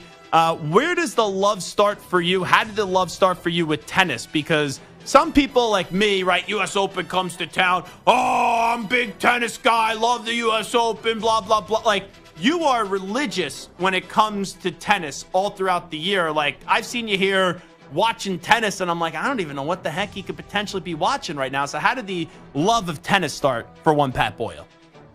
Yeah, hopefully the crowd doesn't go nuts here for any points with Jannik Sinner, the men's world #1 playing right now, because you might hear it. So I do apologize in advance. But no, just kind of growing up, I liked watching all sports, and I just took a really big interest in tennis. And Roger Federer was my favorite player. He's one of my favorite athletes of all time. So kind of just watching all of his big matches growing up, I always had an affinity for it. And then once COVID happened, that's when I started playing. as somebody that has half a UCL left and played Division III college baseball, kind of limits me from playing men's, baseball leagues. And I kind of suck at basketball because I can't shoot worth a lick. So there's only a couple of other sports that you can play, I guess, that takes minimal amount of people and minimal amount of equipment. So I have a couple of friends that I, went to college with that like playing tennis. So started playing during COVID. And, 4 years later, I try to play twice a week if possible. So that on top of it, gotten much more into watching tennis. It's a year-round sport, basically. And, of course, I like to throw some cash around. So it's very easily available to bet on. So all those things come. A source told me that Bill Ryder is a very good tennis player, but he is ducking you. You want to play him in tennis, but Bill may be a little afraid to actually play in a tennis match. Is that true? Oh, no. Pat froze. He froze at the U.S. Open right when we were asking him about the great Bill Ryder. Now he's ducking us on the question that we're wondering about. Oh, boy. Oh, boy. I think Pat Boyle is now back. I see him there. Let's see if we could get Pat. I don't know. I'm back here. You're back. Did you hear my question about Bill Ryder? I heard you start to talk about Bill, and then my Zoom froze up here. Is he ducking you when it comes to this tennis match? He is. Bill, I will lay it out as calmly and clearly as I can here. Bill Ryder, who, by the way, talks up his tennis game. I'm sure he's very good. He likes to mention that he plays with Rip Hamilton. Bill Ryder has wanted zero part of this smoke for the better part of 2 years now. I've challenged him several times. He comes to New York for the NBA playoffs. He comes to New York a couple other times throughout the year. Never brings a racket. Very fortunate, very coincidental. The guy never brings a racket to play me. And then he goes, just come out to L.A. You can meet all the divorcees out here. Very appeasing offer, but, not every one of us has $600 to drop on a round-trip flight to go hang out for the weekend. And I'm not going to ask Bill to crash at his house. So then we're talking Airbnb. We're talking hotels. For the guy, he comes to New York, just bring a racket, Bill, and I'll embarrass you once, and we can get it over with. Wow. How about that? I kind of want to set up this tennis game because I know Boyle likes to talk a big game. I know Bill Ryder likes to talk a big game. So we need to have a big tennis game or match between Bill Ryder and Pat Boyle. We'll get to your picks in just a second. But you've made an impression, and watch yourself. I'm prefacing this before I tell you. Watch yourself. Don't make me come down to the U.S. Open and kick the crap out of you, Pat Boyle, and make you have a dislocated jaw before your first gridiron game day shift coming up on Sunday. My mother texted me, and she said, I'm a big fan of Pat Boyle, only because he may have access to U.S. Open tickets, and my mom always wants to go to the U.S. Open. So she just associates you being at the U.S. Open that you have access to tickets. Do you have any access to tickets for the U.S. Open? Well, what was the warning for? You think I'm going to make a joke about getting your mom to the U.S. Open to hang out with me? Yes, 100%. Yeah, if you give a mouse a cookie, the mouse wants a glass of milk. There are a few people that operate in that kind of line of thinking here. Probably not nice if I compare you to Jack Stern. He's one of them that comes to mind. But if you give some people just a little bit of rope, they try to take the entirety of the rope. So, do you have any access to U.S. Open tickets? Just wondering. Not really. I just used my credential for the last 2 years and, get up in the press box and kind of watch the matches here on the main stadium, Arthur Ashe, and able to pop around. But no, I'm not John Pierpont Morgan. I don't have a suite that you can just come in and hang out in. For some reason, I just think Mama Gelb and Pat Boyle will be at the U.S. Open next year sharing a honeydew. And then I will just maybe have to resign from the Infinity Sports Network. Okay, let's get to it. Picks. You're on my turf, so I'll be polite. I'll let you start things off. Give me your first pick against the spread. Who are you rocking and rolling with, Patty Boyle? Yeah, Zach, a lot of my picks for week one are based off of my takes. They're based off my convictions. So I guess we're going to find out pretty quickly how hot my takes were or how right they were. So that's kind of my process for week one. And also, again, I tried to lean toward the underdogs. Give me the points, especially when I get a home dog, and especially when I get teams catching more than 3. So I've been a big disbeliever in Caleb Williams since he got drafted. So give me the Tennessee Titans, the Titans plus 3.5 here on the road going into Chicago. I think everybody forgets how bad of a head coach Matt Eberflus is, right? And sure, they get the weapons. They have Roma Dunze. DJ Moore is a top 15 receiver, absolutely, in the NFL. And yeah, Caleb Williams looked good in the preseason, and a couple of highlight plays that if you found yourself scrolling on Twitter, you would have found. And I also think a lot of people are just disrespecting the Titans. Will Levis and Brian Callahan, they're going to throw the football, man, and they've got some bona fide weapons. They got Tyler Boyd coming over from Cincinnati, who's a veteran wide receiver 3. He's going to play the 2 now because D-Hop, who knows how long he'll be out. But still, you got Tyler Boyd and Calvin Ridley. That's a pretty damn good set of weapons there to throw the ball to. And it's not just, they're not going to turn the ball around and hand it off to Derrick Henry 35 times anymore. That's not their MO. They're going to want to throw the football. So I have question marks about this Bears secondary. I think they can be exploited. And again, week 1, a rookie quarterback in his first NFL start. He's not just playing one series, right, with a couple of design plays against the backup defense who's just playing cover 2 and cover 3. I think this Titans defense still has some of that scrappy Vrabel DNA, just with a new offensive-minded head coach. So I'll take Tennessee with the 3.5. All righty, so Patty Boyle takes the Tennessee Titans plus 3.5 points. My first pick, I will go against my team. I know that the New England Patriots are going to be terrible. They're probably going to be the number 1 pick in the draft. The time that they'll be exciting this year is when you finally get to see Drake May, and we'll see what he is as a quarterback, and they're willing to throw cash to wide receivers. They don't want to take it, though, because they don't know what the Patriots have at quarterback, and the Patriots have gone from the penthouse to the outhouse. Even though there will be no T. Higgins in this game and maybe no Jamar Chase, I do think Jamar Chase is going to play, so I'm going to bank on that. I know the Bengals, the last few years, they get off to slow starts. New England has a solid defense. I love Christian Gonzalez, but this Patriots offense is going to be dreadful, where even if the Bengals play an average game, a C-plus game, they should be able to cover the spread when the Patriots offensive line is maybe one of the worst ever, and Jacoby Brissett is the quarterback. So I see Cincinnati's laying 7.5. It is a big number. I don't care. I will take the Bengals laying 7.5 at home up against the Patriots, 1 p.m. Eastern on CBS. All right, we both have made a selection. We got 2 more each to go. Patty Boyle, what's your next pick? Yeah, well, I never like taking flat numbers, but I don't see a 3.5 anywhere on the board for the Indianapolis Colts. So I've got a home dog, again, catching a field goal here in a divisional matchup. Let's not forget, Gardner Minshew went on the road and beat the Houston Texans, the big, bad, unbeatable Houston Texans all of a sudden, where, yes, C.J. Stroud looked phenomenal in his rookie season. I love Shane Steichen. I love what this offense can be with Anthony Richardson. That's going to be the question mark for how far the Colts can go this season, is can he stay healthy? But, man, I know Josh Downs already got ruled out, but A.D. Mitchell, another exciting rookie receiver to pair with Michael Pittman. Let's not forget Jonathan Taylor's still only 25, right? Like, he's got a lot of juice left in the tank, and I think Anthony Richardson can do a lot of damage against this Texans run defense that, yes, they're good at getting after the quarterback in terms of getting sacks, and the secondary's got some stars with Jalen Petrie and Derek Stingley, but I worry that they will struggle to stop the run. And so if Indianapolis can eat up the clock and, limit the turnovers here, this is a field goal game at worst for me. I think the Colts can win this one outright, so give me Indy plus 3. All righty, for my next pick, all I have to say is, here we go, Brownies, here we go. Hoo, hoo.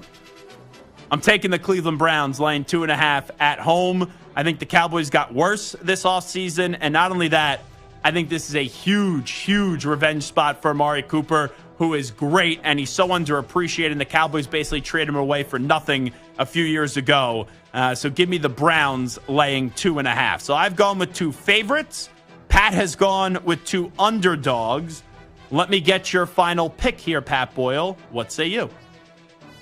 Yeah, we will be heads up here, Zach. I'm going with the Cowboys. I'm taking Dallas. I'm on the other side, getting the 2.5 here. For me, it comes down to I just don't trust Deshaun Watson, man. I think he flat out stinks. The Browns are a team that I am very low on going into this year. Like, I think they can be as bad as winning 5 games, and that's with a 2-time head coach of the year in Kevin Stefanski. 5 games? And a solid, if not... 5 games for the Browns? They made the playoffs last year with old man Joe Flacco. And no Nick Chubb. Yes. And just because Joe Flacco comes off the couch and, has basically is drinking the holy water for 8 weeks, not be able to get, be stopped until they get to the playoffs, doesn't mean that Deshaun Watson's going to recreate that. And yes, Nick Chubb out for the first couple of games here for me, I know the defense is going to be good, so I'm expecting a defensive battle. I'm actually probably, that over-under is actually 40.5. So, geez, I thought I was going to be able to get a couple more points than that. That is super low, and with good reason. Browns defense is super solid, but I don't trust the offense at all, and I don't trust the offensive line. I know it's looking more and more like both of their bookend tackles. Actually, no, Jedrick Wills is already ruled out. Yeah. So he's out. Jack Conklin's coming off the knee surgery. Again, your tackles, one's out, the other one coming back from knee surgery. I don't think he's going to be 100%. So I got major question marks about this Browns offensive line and their ability to protect Deshaun Watson, who, again, I think stinks. He stinks. So I'd like to be proven wrong this year. I don't think I'm going to. I can see the Browns having a very miserable, injury-riddled season, and I think the Cowboys go in week 1 and they take advantage of it. They win, catching the 2.5. Just make sure you don't stink on Sunday, because I know how this works. Even though the show has changed, people are still going to think for the first week that it's me. So I don't want to get all these tweets if Eye on Football now is called Gridiron Game Day stinks. Like, oh, Gelb, what the heck happened to you? You're really rusty in week 1. All righty, final pick. I'm just going to be transparent. I'm stuck between two teams on this one. I think the Panthers are alive to win outright this week up against the Saints. And then I also then am looking at the Chargers against the Raiders. The Chargers are a 3-point favorite. But you know what's crazy? I don't think the Chargers are any good this year, but I love Harbaugh. I love Herbert. Like Gardner Minshew having a big week 1 performance. I could see it. You know what? I can't believe I'm going to go with the Panthers. I shouldn't bet the Panthers, but I am. I'm going to take the Panthers. I also want to go with the dog. So I'll take the Panthers plus the 4 points. I think that game does come down to a field goal. So I have the Bengals laying 7.5, the Browns laying 2.5, the Panthers plus 4, and Pat Boyle has Dallas plus 2.5, Indianapolis plus 3, and Tennessee plus 3.5 as well. And how about this? I have Ack to my left. I am obviously here, and Pat Boyle is to the right. Ack, you did Eye on Football for, 8 years? A long time, maybe 8 years. Yes. Okay, so let's say 8 years for Ack. I've done it for 3, and now we've had a name change where it's going to be called Gridiron Game Day with Pat Boyle. Any advice that you have for Pat Boyle? Because you're the vet. Don't screw it up. We built something here. It's up to you. Yeah. We need you to be like Jordan Love. This exactly the next words out of my mouth. I was Rodgers. I'm doing ayahuasca. I'm going into a cave.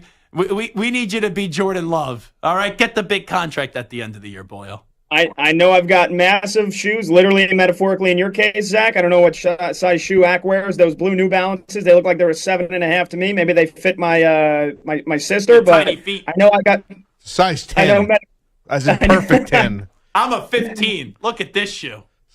Will you be perfect on Sunday? We'll see. You know what they say about big feet, Ack, right? Big socks. I don't know where your mind was going. Jeez Louise. Pat, thanks. Appreciate it. Yeah, go ahead. Yeah, no, all seriousness. I know I've got big shoes to fill with you and obviously Ack before you, so I'm going to give 100% each and every week, man. Hopefully bring a good product to everybody that's in their cars or that wants to listen on their phones even when they're not driving. And hopefully bring them all the excitement every Sunday, man. Appreciate you having me. Yeah, you got it. Good job. Pat Boyle joining us there for picks. And once again, on the network, you could hear me coming up on Sunday mornings from 10 a.m. to noon for a little Sunday morning football Eastern time. And then Pat takes over at 12 p.m. Right after me and goes all the way up until 8 p.m. Eastern for Eye on. Oh, now it's called Gridiron Game Day. But when Ack and I did it, it was Eye on Football. So it is what it is. That was a good line out of you. Don't screw it up. Exactly. Yeah. Better stay hydrated, too. Yeah, just bring a lot of alcohol. Sorry, no, I'm just kidding. Let's get the latest Infinity Sports Network update in with the Ackman, Rich Ackerman. Infinity Sports Network Sports Flash. Oh, the NFL season opened with a wild finish in Kansas City last night. Tonight, the league takes on a new experience with the Eagles and Packers meeting in Brazil. There's always excitement when it comes to the season opener. Packers head coach Matt LaFleur said tonight's showcase adds an extra layer. We're really excited to be down here in Brazil. Your country's been great to us. The people have been fantastic. We're looking forward to making history tomorrow and really looking forward to playing the Philadelphia Eagles to start off the 2024 season. Jamar Chase said his deal is getting closer, but he's a game-time decision on Sunday, and if he plays, it'll be on a limited basis, so they have a lot of concerns, the Bengals do, in the wide receiver room with T. Higgins battling a sore hamstring and listed as doubtful. The Steelers and tight end Pat Freiermuth come to terms on a 4-year deal worth $48 million, while quarterback Russell Wilson is iffy for Sunday after being limited the last 2 days by a calf injury. At Wrigley this afternoon, the Yankees had a combined one-hitter of the Cubs, who had a combined no-hitter earlier in the week, and the Yankees win it by a score of 3-0. Men's semis at the U.S. Open. Yannick Skinner took the first set from Jack Draper, 7-5. They're tied at 6 in the second. I'm Rich Ackerman. The Infinity Sports Network is on your smart speaker. All you have to say is, play Infinity Sports Network. That's it. Play Infinity Sports Network.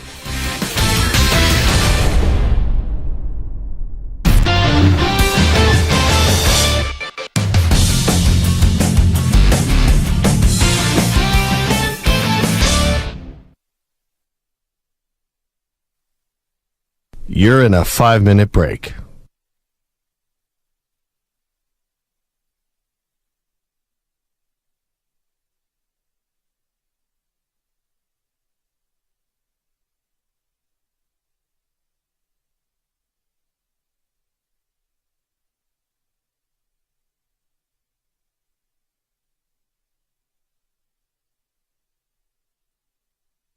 Four minutes, 30 seconds remaining.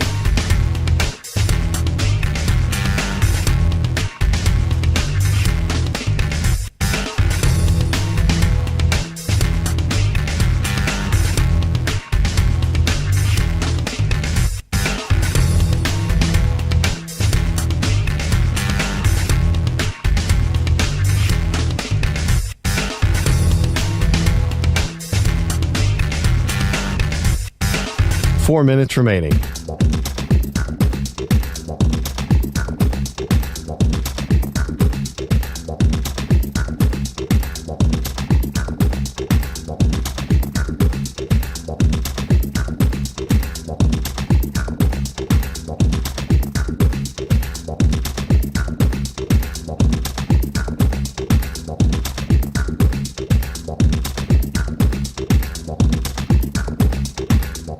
Three minutes, 30 seconds remaining.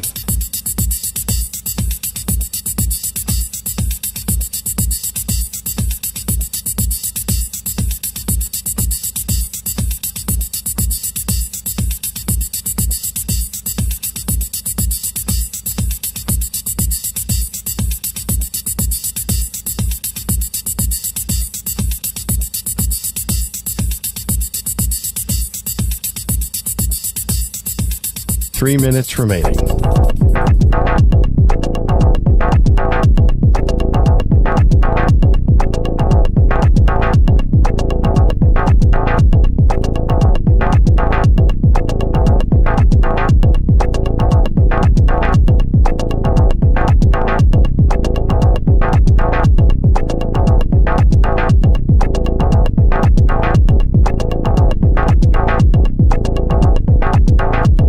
Two minutes, 30 seconds remaining.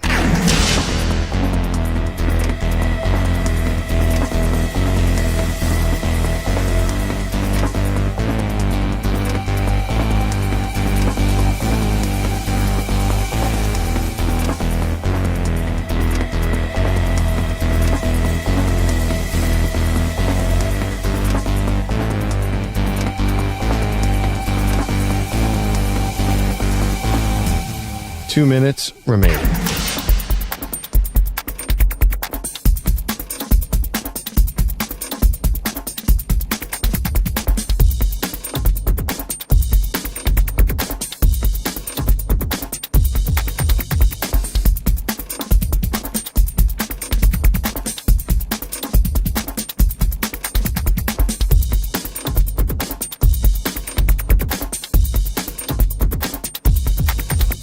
One minute, 30 seconds remaining.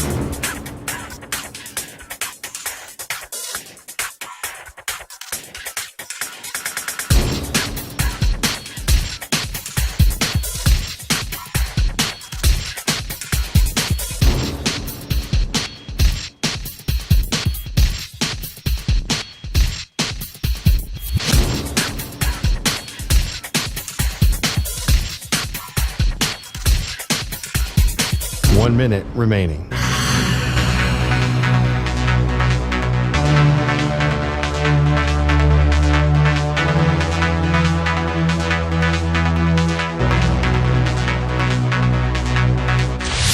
45 seconds remaining.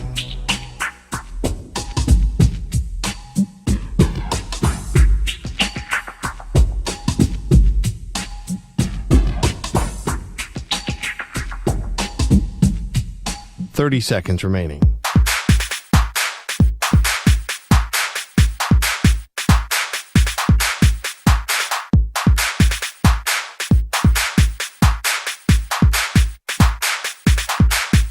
Fifteen seconds.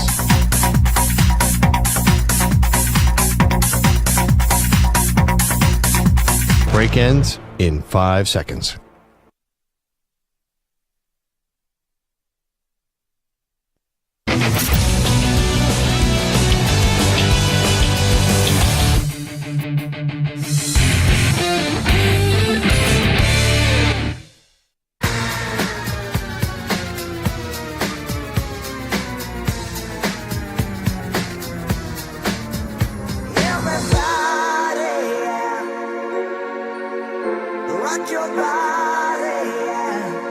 Hey, this is Howie. And this is Nick from the Backstreet Boys. And you're listening to the Zach Gelb Show. And guess what?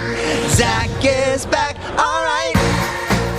He's live. He's nationwide. This is the Zach Gelb Show.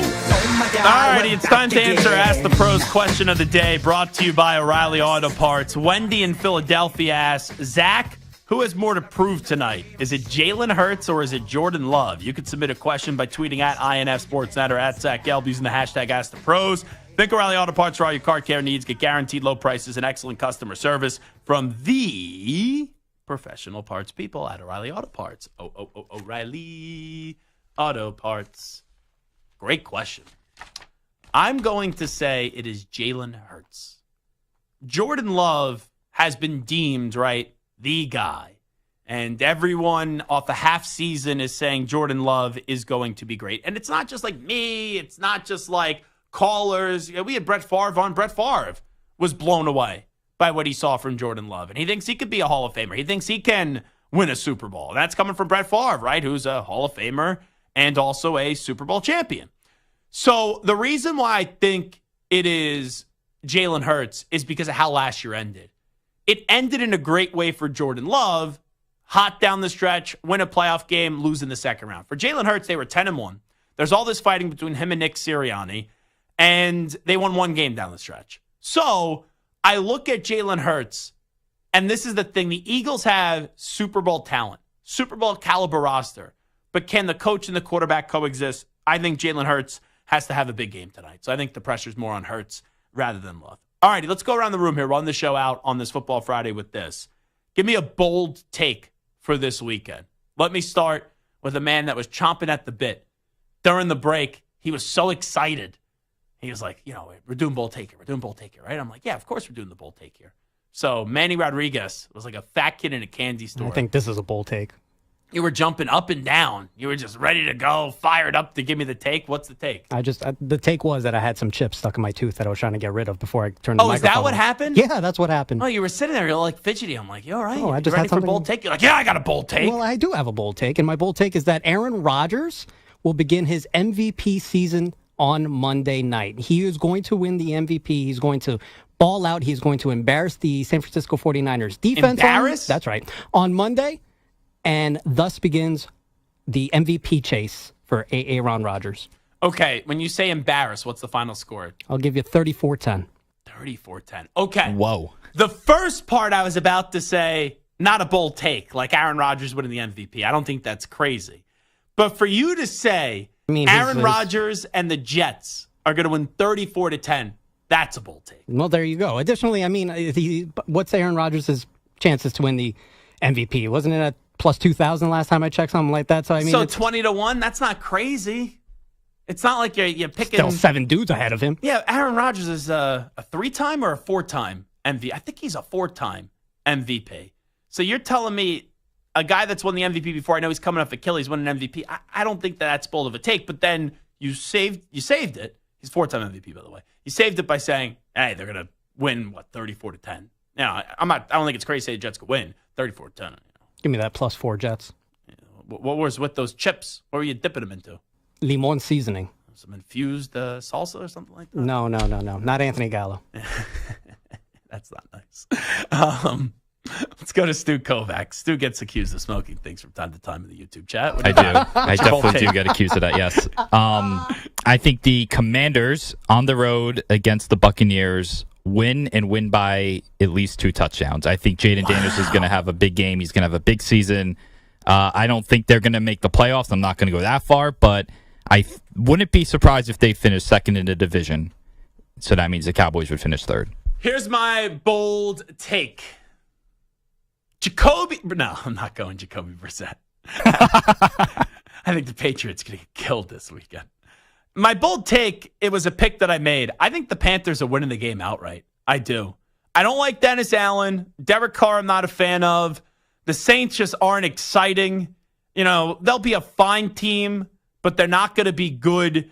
I like Dave Canales. I'm not telling you that means Dave Canales is going to be a good head coach, but we saw what Dave Canales has done in Seattle. We saw what he did this past year with Baker Mayfield in Tampa Bay. Like, I do a weekly spot in football season on Fridays with Mac and Bone on WFNZ, one of the best morning shows in the country. They do a great job talking to the great fans in Charlotte. And I said to them today, like, wins and losses for the Panthers are irrelevant. You just want to see the improvement of Bryce Young. You want to show that Bryce Young can be that guy that we all thought he could be. I think the Panthers get off to a strong start. They go into Nolans. They go up against the Saints, and they find a way the night before to get the beignets, get the po' boys, get the alligator. Oh, all the good food that they have in New Orleans. Irene's cuisine is delicious. And they then, on Sunday, find a way in a sloppy, low-scoring game to just find a way to edge out the Saints. I like the Panthers to win the game outright. All righty. Fun first Football Friday of the year.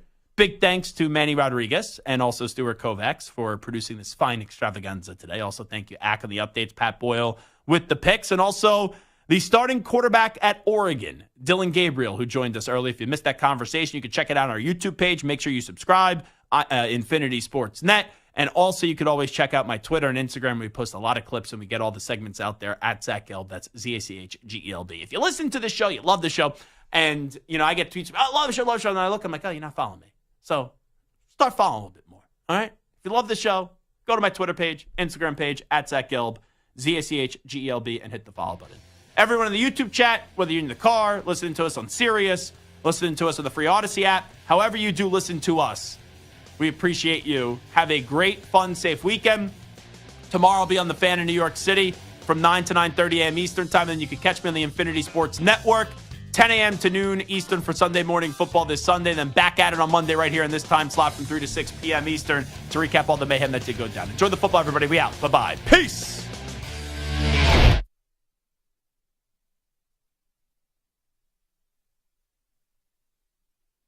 You're in a 5-minute break.